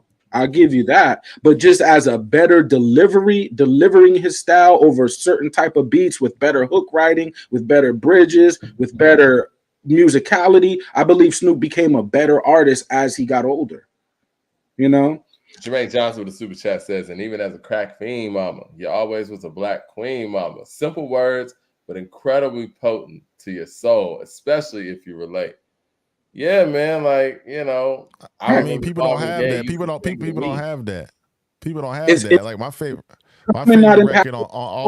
record on All Eyes on Me was Life Goes On. I mean, you don't have a record like that. I'm sorry. Not a lot of people 25, 26 years later don't have records like that. They don't. Them putting Kendrick over Tupac was disrespectful. You know, as a person from Cali, can you say that? I don't know how Kendrick and Tupac, where did they compete? Because Kendrick was like 6 years old. So what was he competing with Tupac with? No, I'm talking about an all-time list. What was he competing with Tupac with? I don't think Kendrick should be over Tupac. I don't. I mean, I put Tupac and Biggie in their own thing because they were their lives was cut short. They were not able to give you a more refined, after years of experience, they were not able to give you that. Kendrick was able to refine his style, was able to live long enough to find certain pieces to his music that worked well, what didn't work well, figure out how to put on a tour, a great live show. Tupac probably would have went into an acting bag. I'm sure he would have kept rapping, but the worlds probably would have meshed. You know what I mean? And it probably no more acting than music. I can agree with that. I think that Hollywood, I mean, the deal is just too good in Hollywood. I mean, they give you a check up front. You don't have to recoup. You don't have to do any of those things. But Pac had a different purpose too. I think music was really close to his brand and close to his passion as well. But I mean, but no, to answer your question, no. I think this, before you ask me the question, I think that there is a situation where people can do more in less time than people did in more time. Like they did more with less time than a lot of people, if not everybody, did in way more time. That's absolutely correct. I mean, if we look at Lil Wayne, right, and I'm not comparing Pac to Lil Wayne. If we look at Lil Wayne between 2006 and 2008, he probably released more music than everybody's catalog, and he just stayed on the mic. Like he just stayed on the mic the whole time, the whole years, and just rap. So the 100 mixtapes came out. He remixed every song that came out. 52, there was a time he was remixing every song that came out. So yes, if you really push yourself, then yes, you can do a lot, at one time. And Pac did that. He pushed himself to a lot, and that's Pac. Currency probably has 5,000 songs.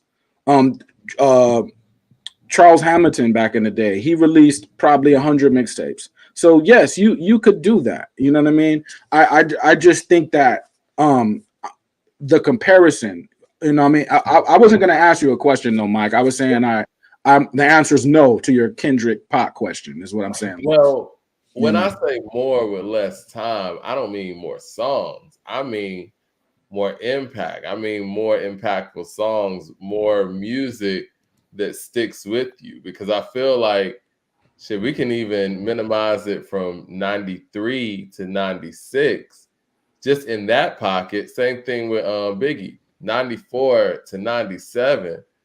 He did more musically and has a more wealthy, I would say, catalog than guys who've been doing it for 20 years. You know what I'm saying? Because again, I would be confident to take Biggie and Pac's catalog up against any guy, anybody, Jay-Z included. You willing to take that? I'm with Jay. I'm willing to try anybody. But what I'm saying, because I know that people bought more than one album at one time. So what I'm saying is, you're saying Pac impacted, and he did impact. But also, when people went to buy a Pac album, they bought 2 albums or 3 albums. They bought other people's albums. I know people that listen to Big and Pac. So it's like, what are you saying impacted what? When I was young, I bought Biggie, Pac, Jay, Nas, Scarface, Cube. So what is you telling me what the impact is when they all have impacted me? I think who's to say what impacts more? I listen to all of them. Well, I'm going on the music, you know what I'm saying? Again, I don't want to be repetitive, but I get around to Dear Mama, to like, well, Pac is like, he's like that balance between being able to have a LL Cool J type of appeal, can make a record like How Do You Want It, but he can also be Chuck D on the mic. He can also get his Ice Cube on, and he can also, he can also get his Scarface on. He could do all those things seamlessly, and he has the records to prove it. And I just don't think that many, if any, artists that we've seen in hip hop have shown that level of balance and versatility. I mean, we all heard Cube's albums, though, right? We heard America's Most Wanted. We heard Death Certificate. We heard Lethal Injection, Kill at Will, Predator. So what? War and Peace. What is it that Cube's not doing? I can give you a perfect answer, and I love Cube. Cube is one of my personal favorites. I personally like Cube at his height more than I like Pac at his height. But a lot of people, How Do You Want It like Tupac did? He can't, because when you get that from Cube, you're getting We Be Clubbing. And that's not on the level of a How Do You Want It. That's not on the level of I Get Around. When I was outside in California, while they were both alive, while I was a young man, where people was listening to both, Cube was the dominant force for most of the 90s, the early 90s. The early 90s, I give you that. But by the time 95 hit, hit, it shifted. The Pac once 95 came. 95 was Pac. The narrative is it was Pac that was running that era. The reality is it was Cube, and then it was Snoop Dogg.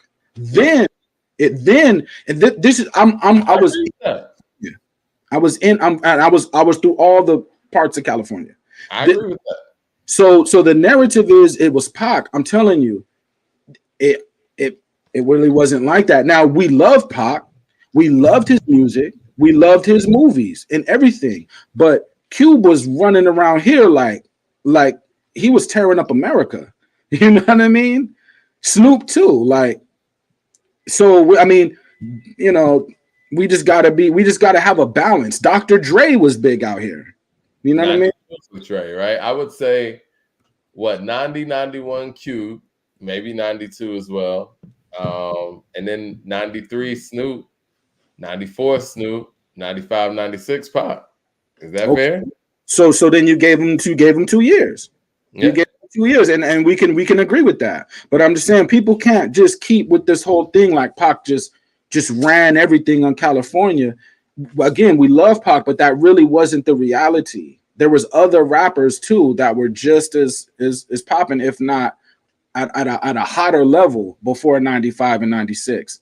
I also believe that in this time, there was a lot of gangsterism and there's a lot of people fanning the flames of beef. Now, when you're fanning those flames, you want to, you know, people want to see somebody get hurt. They're more intrigued by the car crash than just, you know, everything running smoothly. So it's like, yes, he had the Dear Mamas. Yes, he had the Keep Your Head Up. We love those. When he started having issues, people ran to see what the issue was going to be. Now, again, that doesn't take away from the man's talent, Tupac. I'm talking about the people looking. I'm talking about people. They love to see a problem. They love to see beef between two rappers that is going to get violent. They love watching that. And that's what people were, that unfortunately, in my opinion, that's what I think people were watching with Tupac. In my opinion. Salute to LeRoy for giving Snoop his flowers, but lyrically, storytelling wise, voice delivery, and having classic albums, Pac got that. I agree with James Smith on that. Mad Max to the super chat says, LOL, LeRoy is right though. Pac's my man, but him getting boomed got you overrated. Oh, come on. Him getting boomed got you overrating him. And Biggie's Dear Mama ain't better than Slippin', Juicy, not better than Song Cry. So hold on. Him and Biggie, Dear Mama ain't better than Slippin', Juicy, and not better than Song Cry. I disagree with all three of those. I disagree with that. But yeah. All great songs, but yeah, I disagree with that one, Mad Max. Jermaine Johnson says, but if Pac don't have a sexual eruption. I mean, again, though, but you're clowning sexual eruption, right? Because you like to be fun, right? But musically, I mean, people could front on Snoop Dogg. I'm telling you, when Snoop Dogg's in the studio, he's gonna make a better song than you. Snoop Dogg. Against who? Pac ain't got one of them Timberland joints. He don't got one of them. He don't. Adjust with the times, man. And I agree with what LeRoy's saying on that end. We didn't get to see when Pac and Big had to adjust. But see, what I would argue to that is those guys were the adjustment, right? We saw Biggie adjust. We heard Party and Bullshit. We heard the early stuff from Ready to Die, and we heard the stuff after he was on Uptown, off of Uptown and on Bad Boy. He was evolving and he was adjusting very well. You could hear Party and Bullshit, and you could hear what's the song I'm thinking about? Give Me the Loot, and then hear the evolution on Who Shot You and the One More Chance remix. And then hear what he did on Life After Death. He got even more polished. So I would argue that those guys would have evolved fine because we saw them evolve in their career. We saw Pac go from Trapped to Brenda's Got a Baby, and then going to I Get Around, and then updating his sound with the whole All Eyes on Me album. So we've seen these guys adjust, and even what he did on Machiavelli was him still adjusting to the time. So I have full faith that they would have done it, but again, we didn't see it fully. We did see it, and I didn't really. Again, I'm gonna get killed out here again, but I think Machiavelli, the production on Machiavelli, not Tupac, the production, I think it didn't live up to All Eyes on Me's production. You know what I mean? Before too. So We got to see Biggie. Biggie stopped yelling. Biggie stopped yelling. On Life After Death, he's just talking, and his flow is more agile. We got to see that. We got to see Snoop. We're laughing at Sensual Eruption, or but he's playing the bass and he's singing. Pac, who's to say that Pac wouldn't have started singing? Now it sounds funny, but Pac, again, this is a performance artist. This who you think is just a rapper off the street. Biggie did do, and I know you're talking about Pac, but Biggie did do You've Been Robbed, and that's him singing. It's him singing. They're involved and they're trying new stuff. I'm not saying it has to be the best stuff, but they're trying different stuff. And Big definitely evolved from Life After Death. I mean, from Ready to Die to Life After Death, there is a leap in elevation stylistically. We got DJ Scandalous in here, man. He says, let's not act like Cube wasn't inspired by Pac's swag as well. Shout out to DJ Scandalous. He said, Thug Life was basically West Side Connection with each rapper from different parts of Cali with Psych, R-rated, etc. Then that yay ad lib. I've heard that before too. And that time, Cube is already a legend. Google him. By the time Pac comes through, Cube is an icon. So who, I'm sure everybody gets inspiration from everybody, but I'm definitely sure that Pac had some Ice Cube albums. When Ice Cube was going at the police and talking about riots in LA and talking about the nation and talking about us as a people and our cross interaction with law enforcement and other cultures and our circumstances in America, I'm sure Pac got them albums. Can DJ Scandalous call in? Because I've heard people say that they believe that, Cube was kind of taking some things from Pac, along the way. Mad Max to the super chat says, Pac and Big top 10 ever. But just because they died doesn't mean that they're better than everybody. They wasn't top 3 most years in the years that they were alive. Biggie had 2 years in the 90s as a top 3. Pac had 3 years? Let's see. DJ Scandalous also says Dear Mama is bigger than all those songs, Mad Max. Dear Mama is basically a Mother's Day hip-hop anthem now. Mad Max says Dear Mama is not a good day either. And I got love for Pac, but the other guys exist. Now, when you say good day, I can go with that. I mean, that's tough. Those are 2 possibly top 15 hip-hop songs all time. Mad Max says, bro, Slippin', the first rap song I can remember hearing that was a better beat, better lyrics, better hook, better song. Like, stop. You can't criticize Pac. He's like, he has to be perfect. And I just don't believe that there is a perfect artist, a perfect person. I don't believe that perfection, that he's just perfect every time he touches the mic. I don't believe that there's anybody who is just that way. You know what I mean? And probably the closest we've seen to that all around balance. The only thing that people could quote unquote, criticize Pac on is to say that he doesn't have a lyrical miracle type of approach. Other than that, he checks all boxes. You have different personalities out here too. So let's say I'm the cool, let's say I'm like Mike. I'm the cool, calm, collected guy. Pac, that's what I am. I'm the cool, calm. I'm just I'm keeping cool. Maybe Jay's persona and Nas' persona relates to me different because I'm a laid back kind of guy. So it's like, I'm just saying as an example. I'm saying not every. Pac was great. I know some people back in the day. I was a huge Nas fan. Some people was like, I need more energy. They needed more, like they're more energetic type of person. So Pac, down that energy, they related to that. But just to say that everyone everywhere around the world was a Pac fan at this time, I think that's a reach.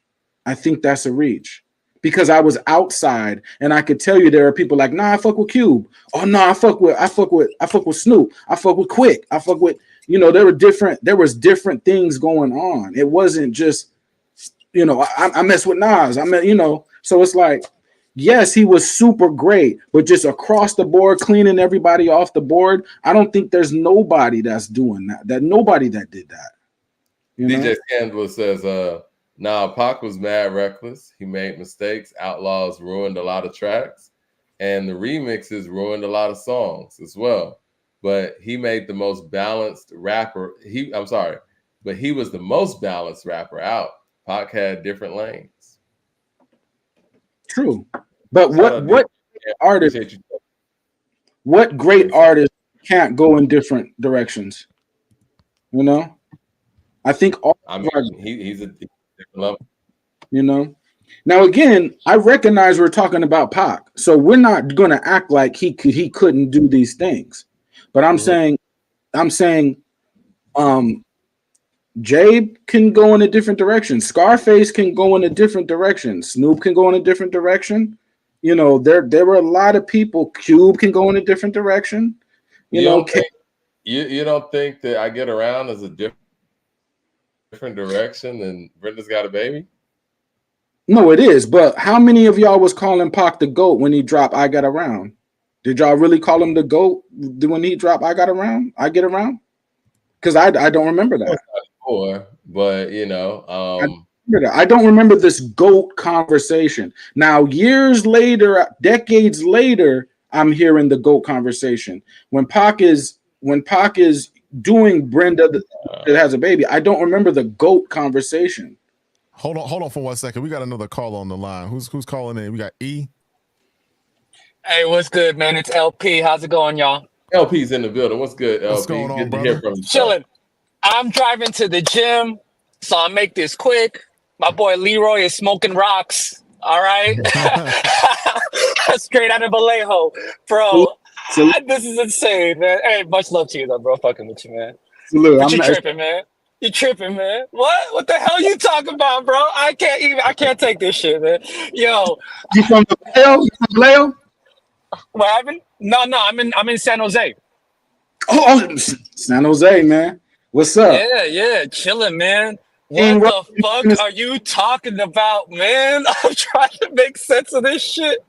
I don't get it. I don't get it either, brother.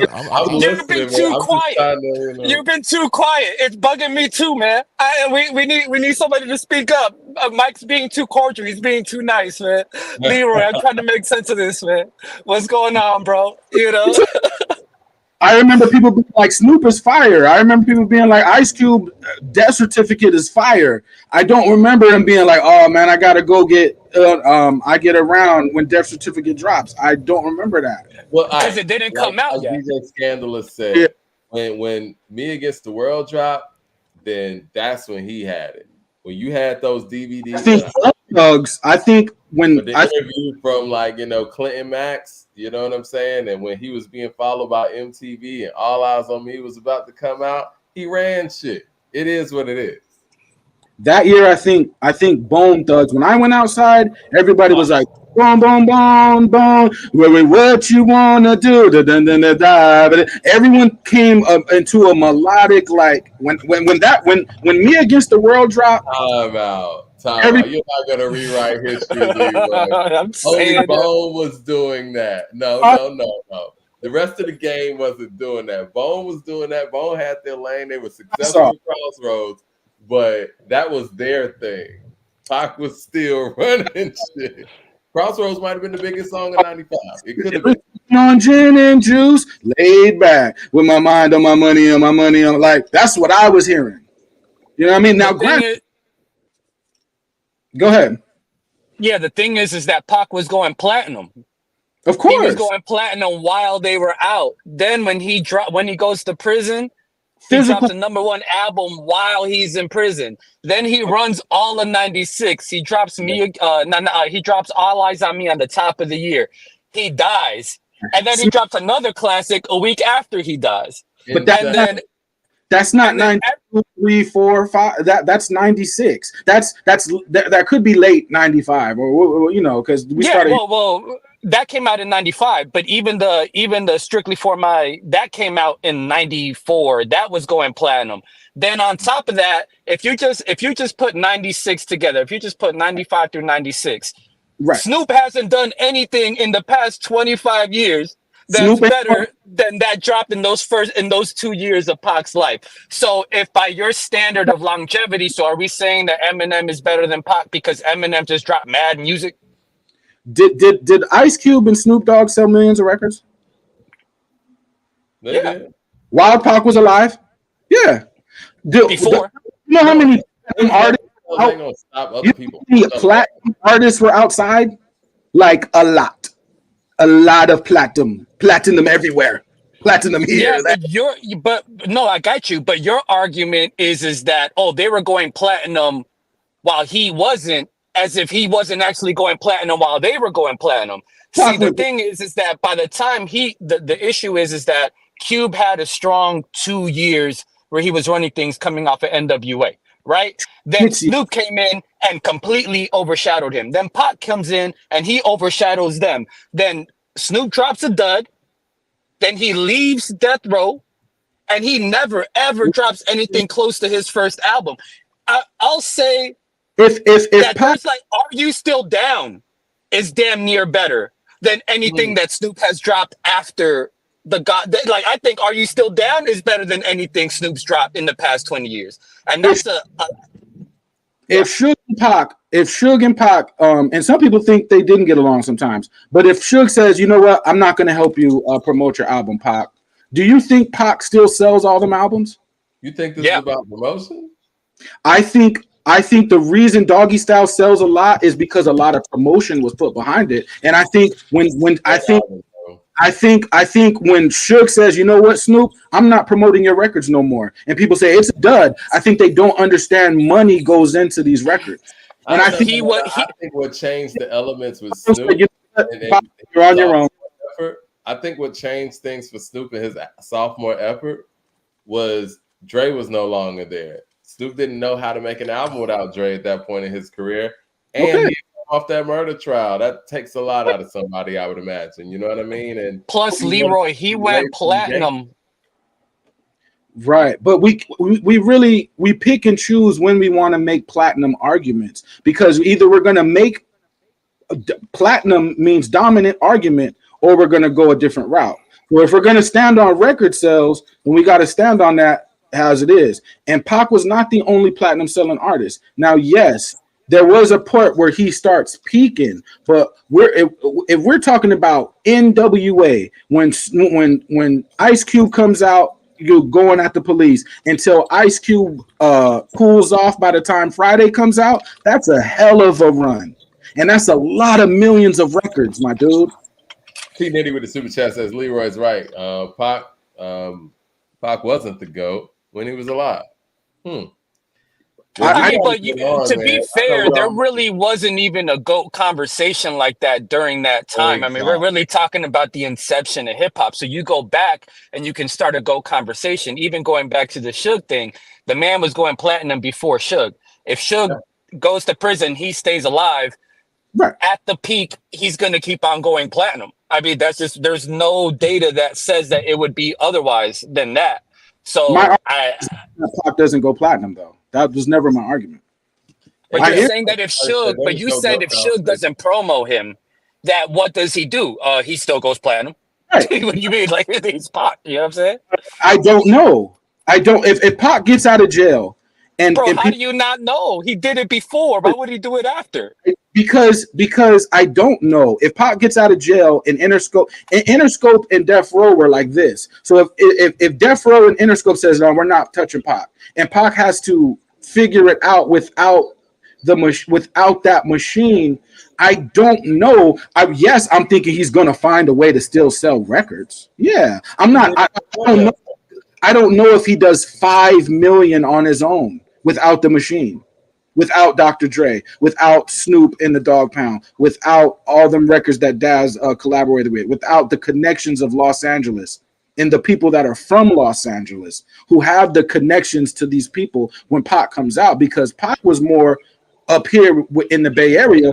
We don't have on them LA connections like that. So if LA wasn't there to hold it down, I don't know if he sells 5 million. But he did multi-millions before he got with them. That's what Me Against the World is. Like, bro, it's literally right there.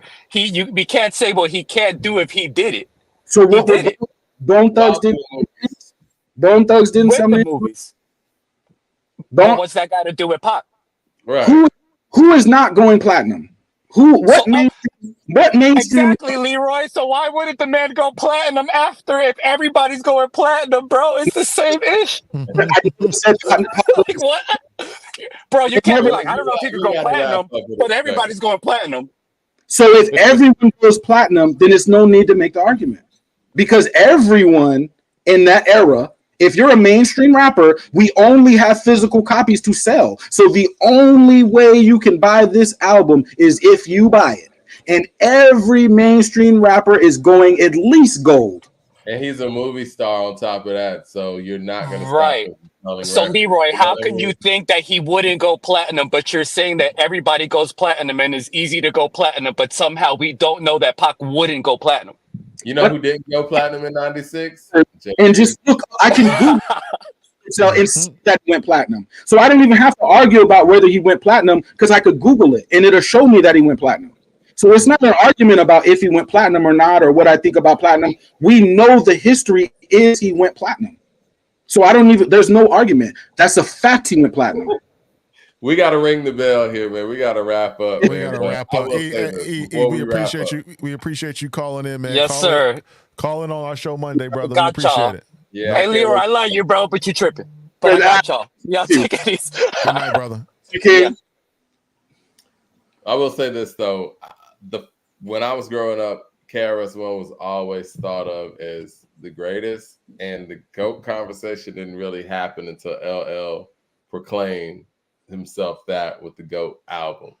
So we really weren't even talking about, bingo. We weren't talking about no GOATs. Yeah. And it's 20 years later, we're claiming GOATs, but at the time of this person's life, we're not claiming GOAT.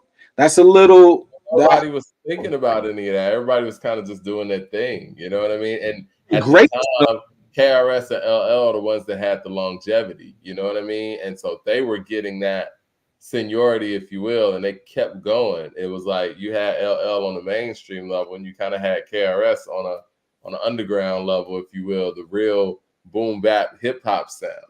And so those two were the ones that were thought of as, the all-time greats. And we looked at Big and Pac as being active. And then when they were no longer active, we were able to wrap up their career and see what they had done. Then people made those assessments. If when Pac was alive, you were saying this is the greatest rapper of all time, then I'm not going to argue with you. Okay, that's fair. Mad Max says, LeRoy says that Pac's not selling 5 million, not that he won't go platinum. Okay. I'm saying I don't know what would have happened if there's no label behind him to push it. I don't know. Because that's a hard sell, bro. It's very difficult with no Death Row, no Dr. Dre, no Interscope behind you to sell 5 million records. You doing it what? How are you doing it? Out the trunk? He's a movie star. He would have to use Movie Connects because I don't know how he's doing that. And again, we look at every critique as a personal attack. I don't know if that's a personal attack, man. You know what I'm saying? I think it's just a conversation. And again, if you were saying if in 93 you was like Pac is the greatest rapper of all time, great. I didn't hear people saying that. We didn't have social media back then, so they might have been saying it, but we don't know what they were saying. Might have. If you were saying that in 95 and you were saying that now, the peak point is All Eyes on Me. That's the turning point right there. But now we're getting to the dominant Pac. We're getting to the end of his career. You know what I mean? So it's not like he just ran that whole era. I can assure you that there was other rappers outside. And I don't know why that's a knock on Pac, but it does let me know why 27 years later, we're saying, oh yeah, he's better than everybody now in 2024. And I just don't know how you. I don't know how you skip 25 years and now you're the best. You know, that's all I'm saying. Is that what you want to leave the people with one thing? Because I know we got to wrap up. Oh, I'm saying. Well, before we wrap up, there's two things I just wanted to cover real quick because we didn't get to talk about it. We got a big festival this weekend, Dreamville. It's going to be in Raleigh, North Carolina. I just want to talk about that real quick. That's going to be who's on the lineup. I think it's going to be Cole's going to be on the lineup. Who else is on the lineup? I think Nicki Minaj is going to be there. Hey, we got SZA, we got Chris Brown, JID, Lil Yachty, Schoolboy Q, Sexy Red, Jeezy, Monica. It should be dope. Should be dope. I'm a little bit too old to be going to festivals, but it's a dope festival though. Shout out to Raleigh, North Carolina. For sure. Listen, man, my stance on Pac hadn't changed. I think he's the most balanced MC we've ever had. I just want to hear everybody out. I let LeRoy Green speak his truth on the subject. And I disagree with you wholeheartedly, but I do understand that one point where you're basically saying that, in that early part of the 90s before Pac really found his stride, it was other guys running it. And that's true. But once he got that baton, think what he did in 95 and 96, and we could go to the catalog, I think it supersedes what some of his predecessors or what all of his predecessors on that West Coast did. That's my take. I'm not mad at you. Oh, one more thing you had, Ron? Nah, that was it. I mean, we got to talk about that festival next week. We'll talk about it. We're going to might send somebody up there to check it out. The Made in America Festival got canceled today. No Made in America no more. Nope. And I thought that was going to be like a Beyonce headline joint because you got the Made in America, she got the Cowboy Country joint. But I said due to unfortunate circumstances, it's canceled. First, the Roc Nation brunch. Now this, I'm devastated, man. I don't know. 50 gonna have another Instagram post tomorrow. I'm sure. It's crazy, man. All right, guys, we're gonna see y'all Monday, man. This was an incredible show. I'm looking forward to rolling out this tournament. The tournament starts on Friday. You're gonna be able to vote on YouTube. So we're gonna bring the polling to the actual YouTube channel. So the people who are here listening to these discussions can actually be the individuals voting on who's the greatest hip hop producer of all time. No doubt. If you want a bracket, you want to print out a bracket, email us at info@accordinghiphop.com. We'll send you a bracket. You can print it out. You can fill it out. We may be giving away a prize or two if you got the right information. I think I already know who's gonna win the whole battle. I got Ye winning the whole thing. But that's just me. Okay. I could be. I got either Pete Rock, Primo, or Ye winning the whole thing. So not Dr. Dre. Oh man, when it gets down to the Dr. Dre finals, man, this is gonna be really heated. I know. It's gonna be crazy, man. Premiere, man. Premiere. Yes, sir. Yep. All right. Hit like and subscribe, everybody. We appreciate y'all coming in, man. It's a great show. No doubt, man. Peace. Peace, y'all.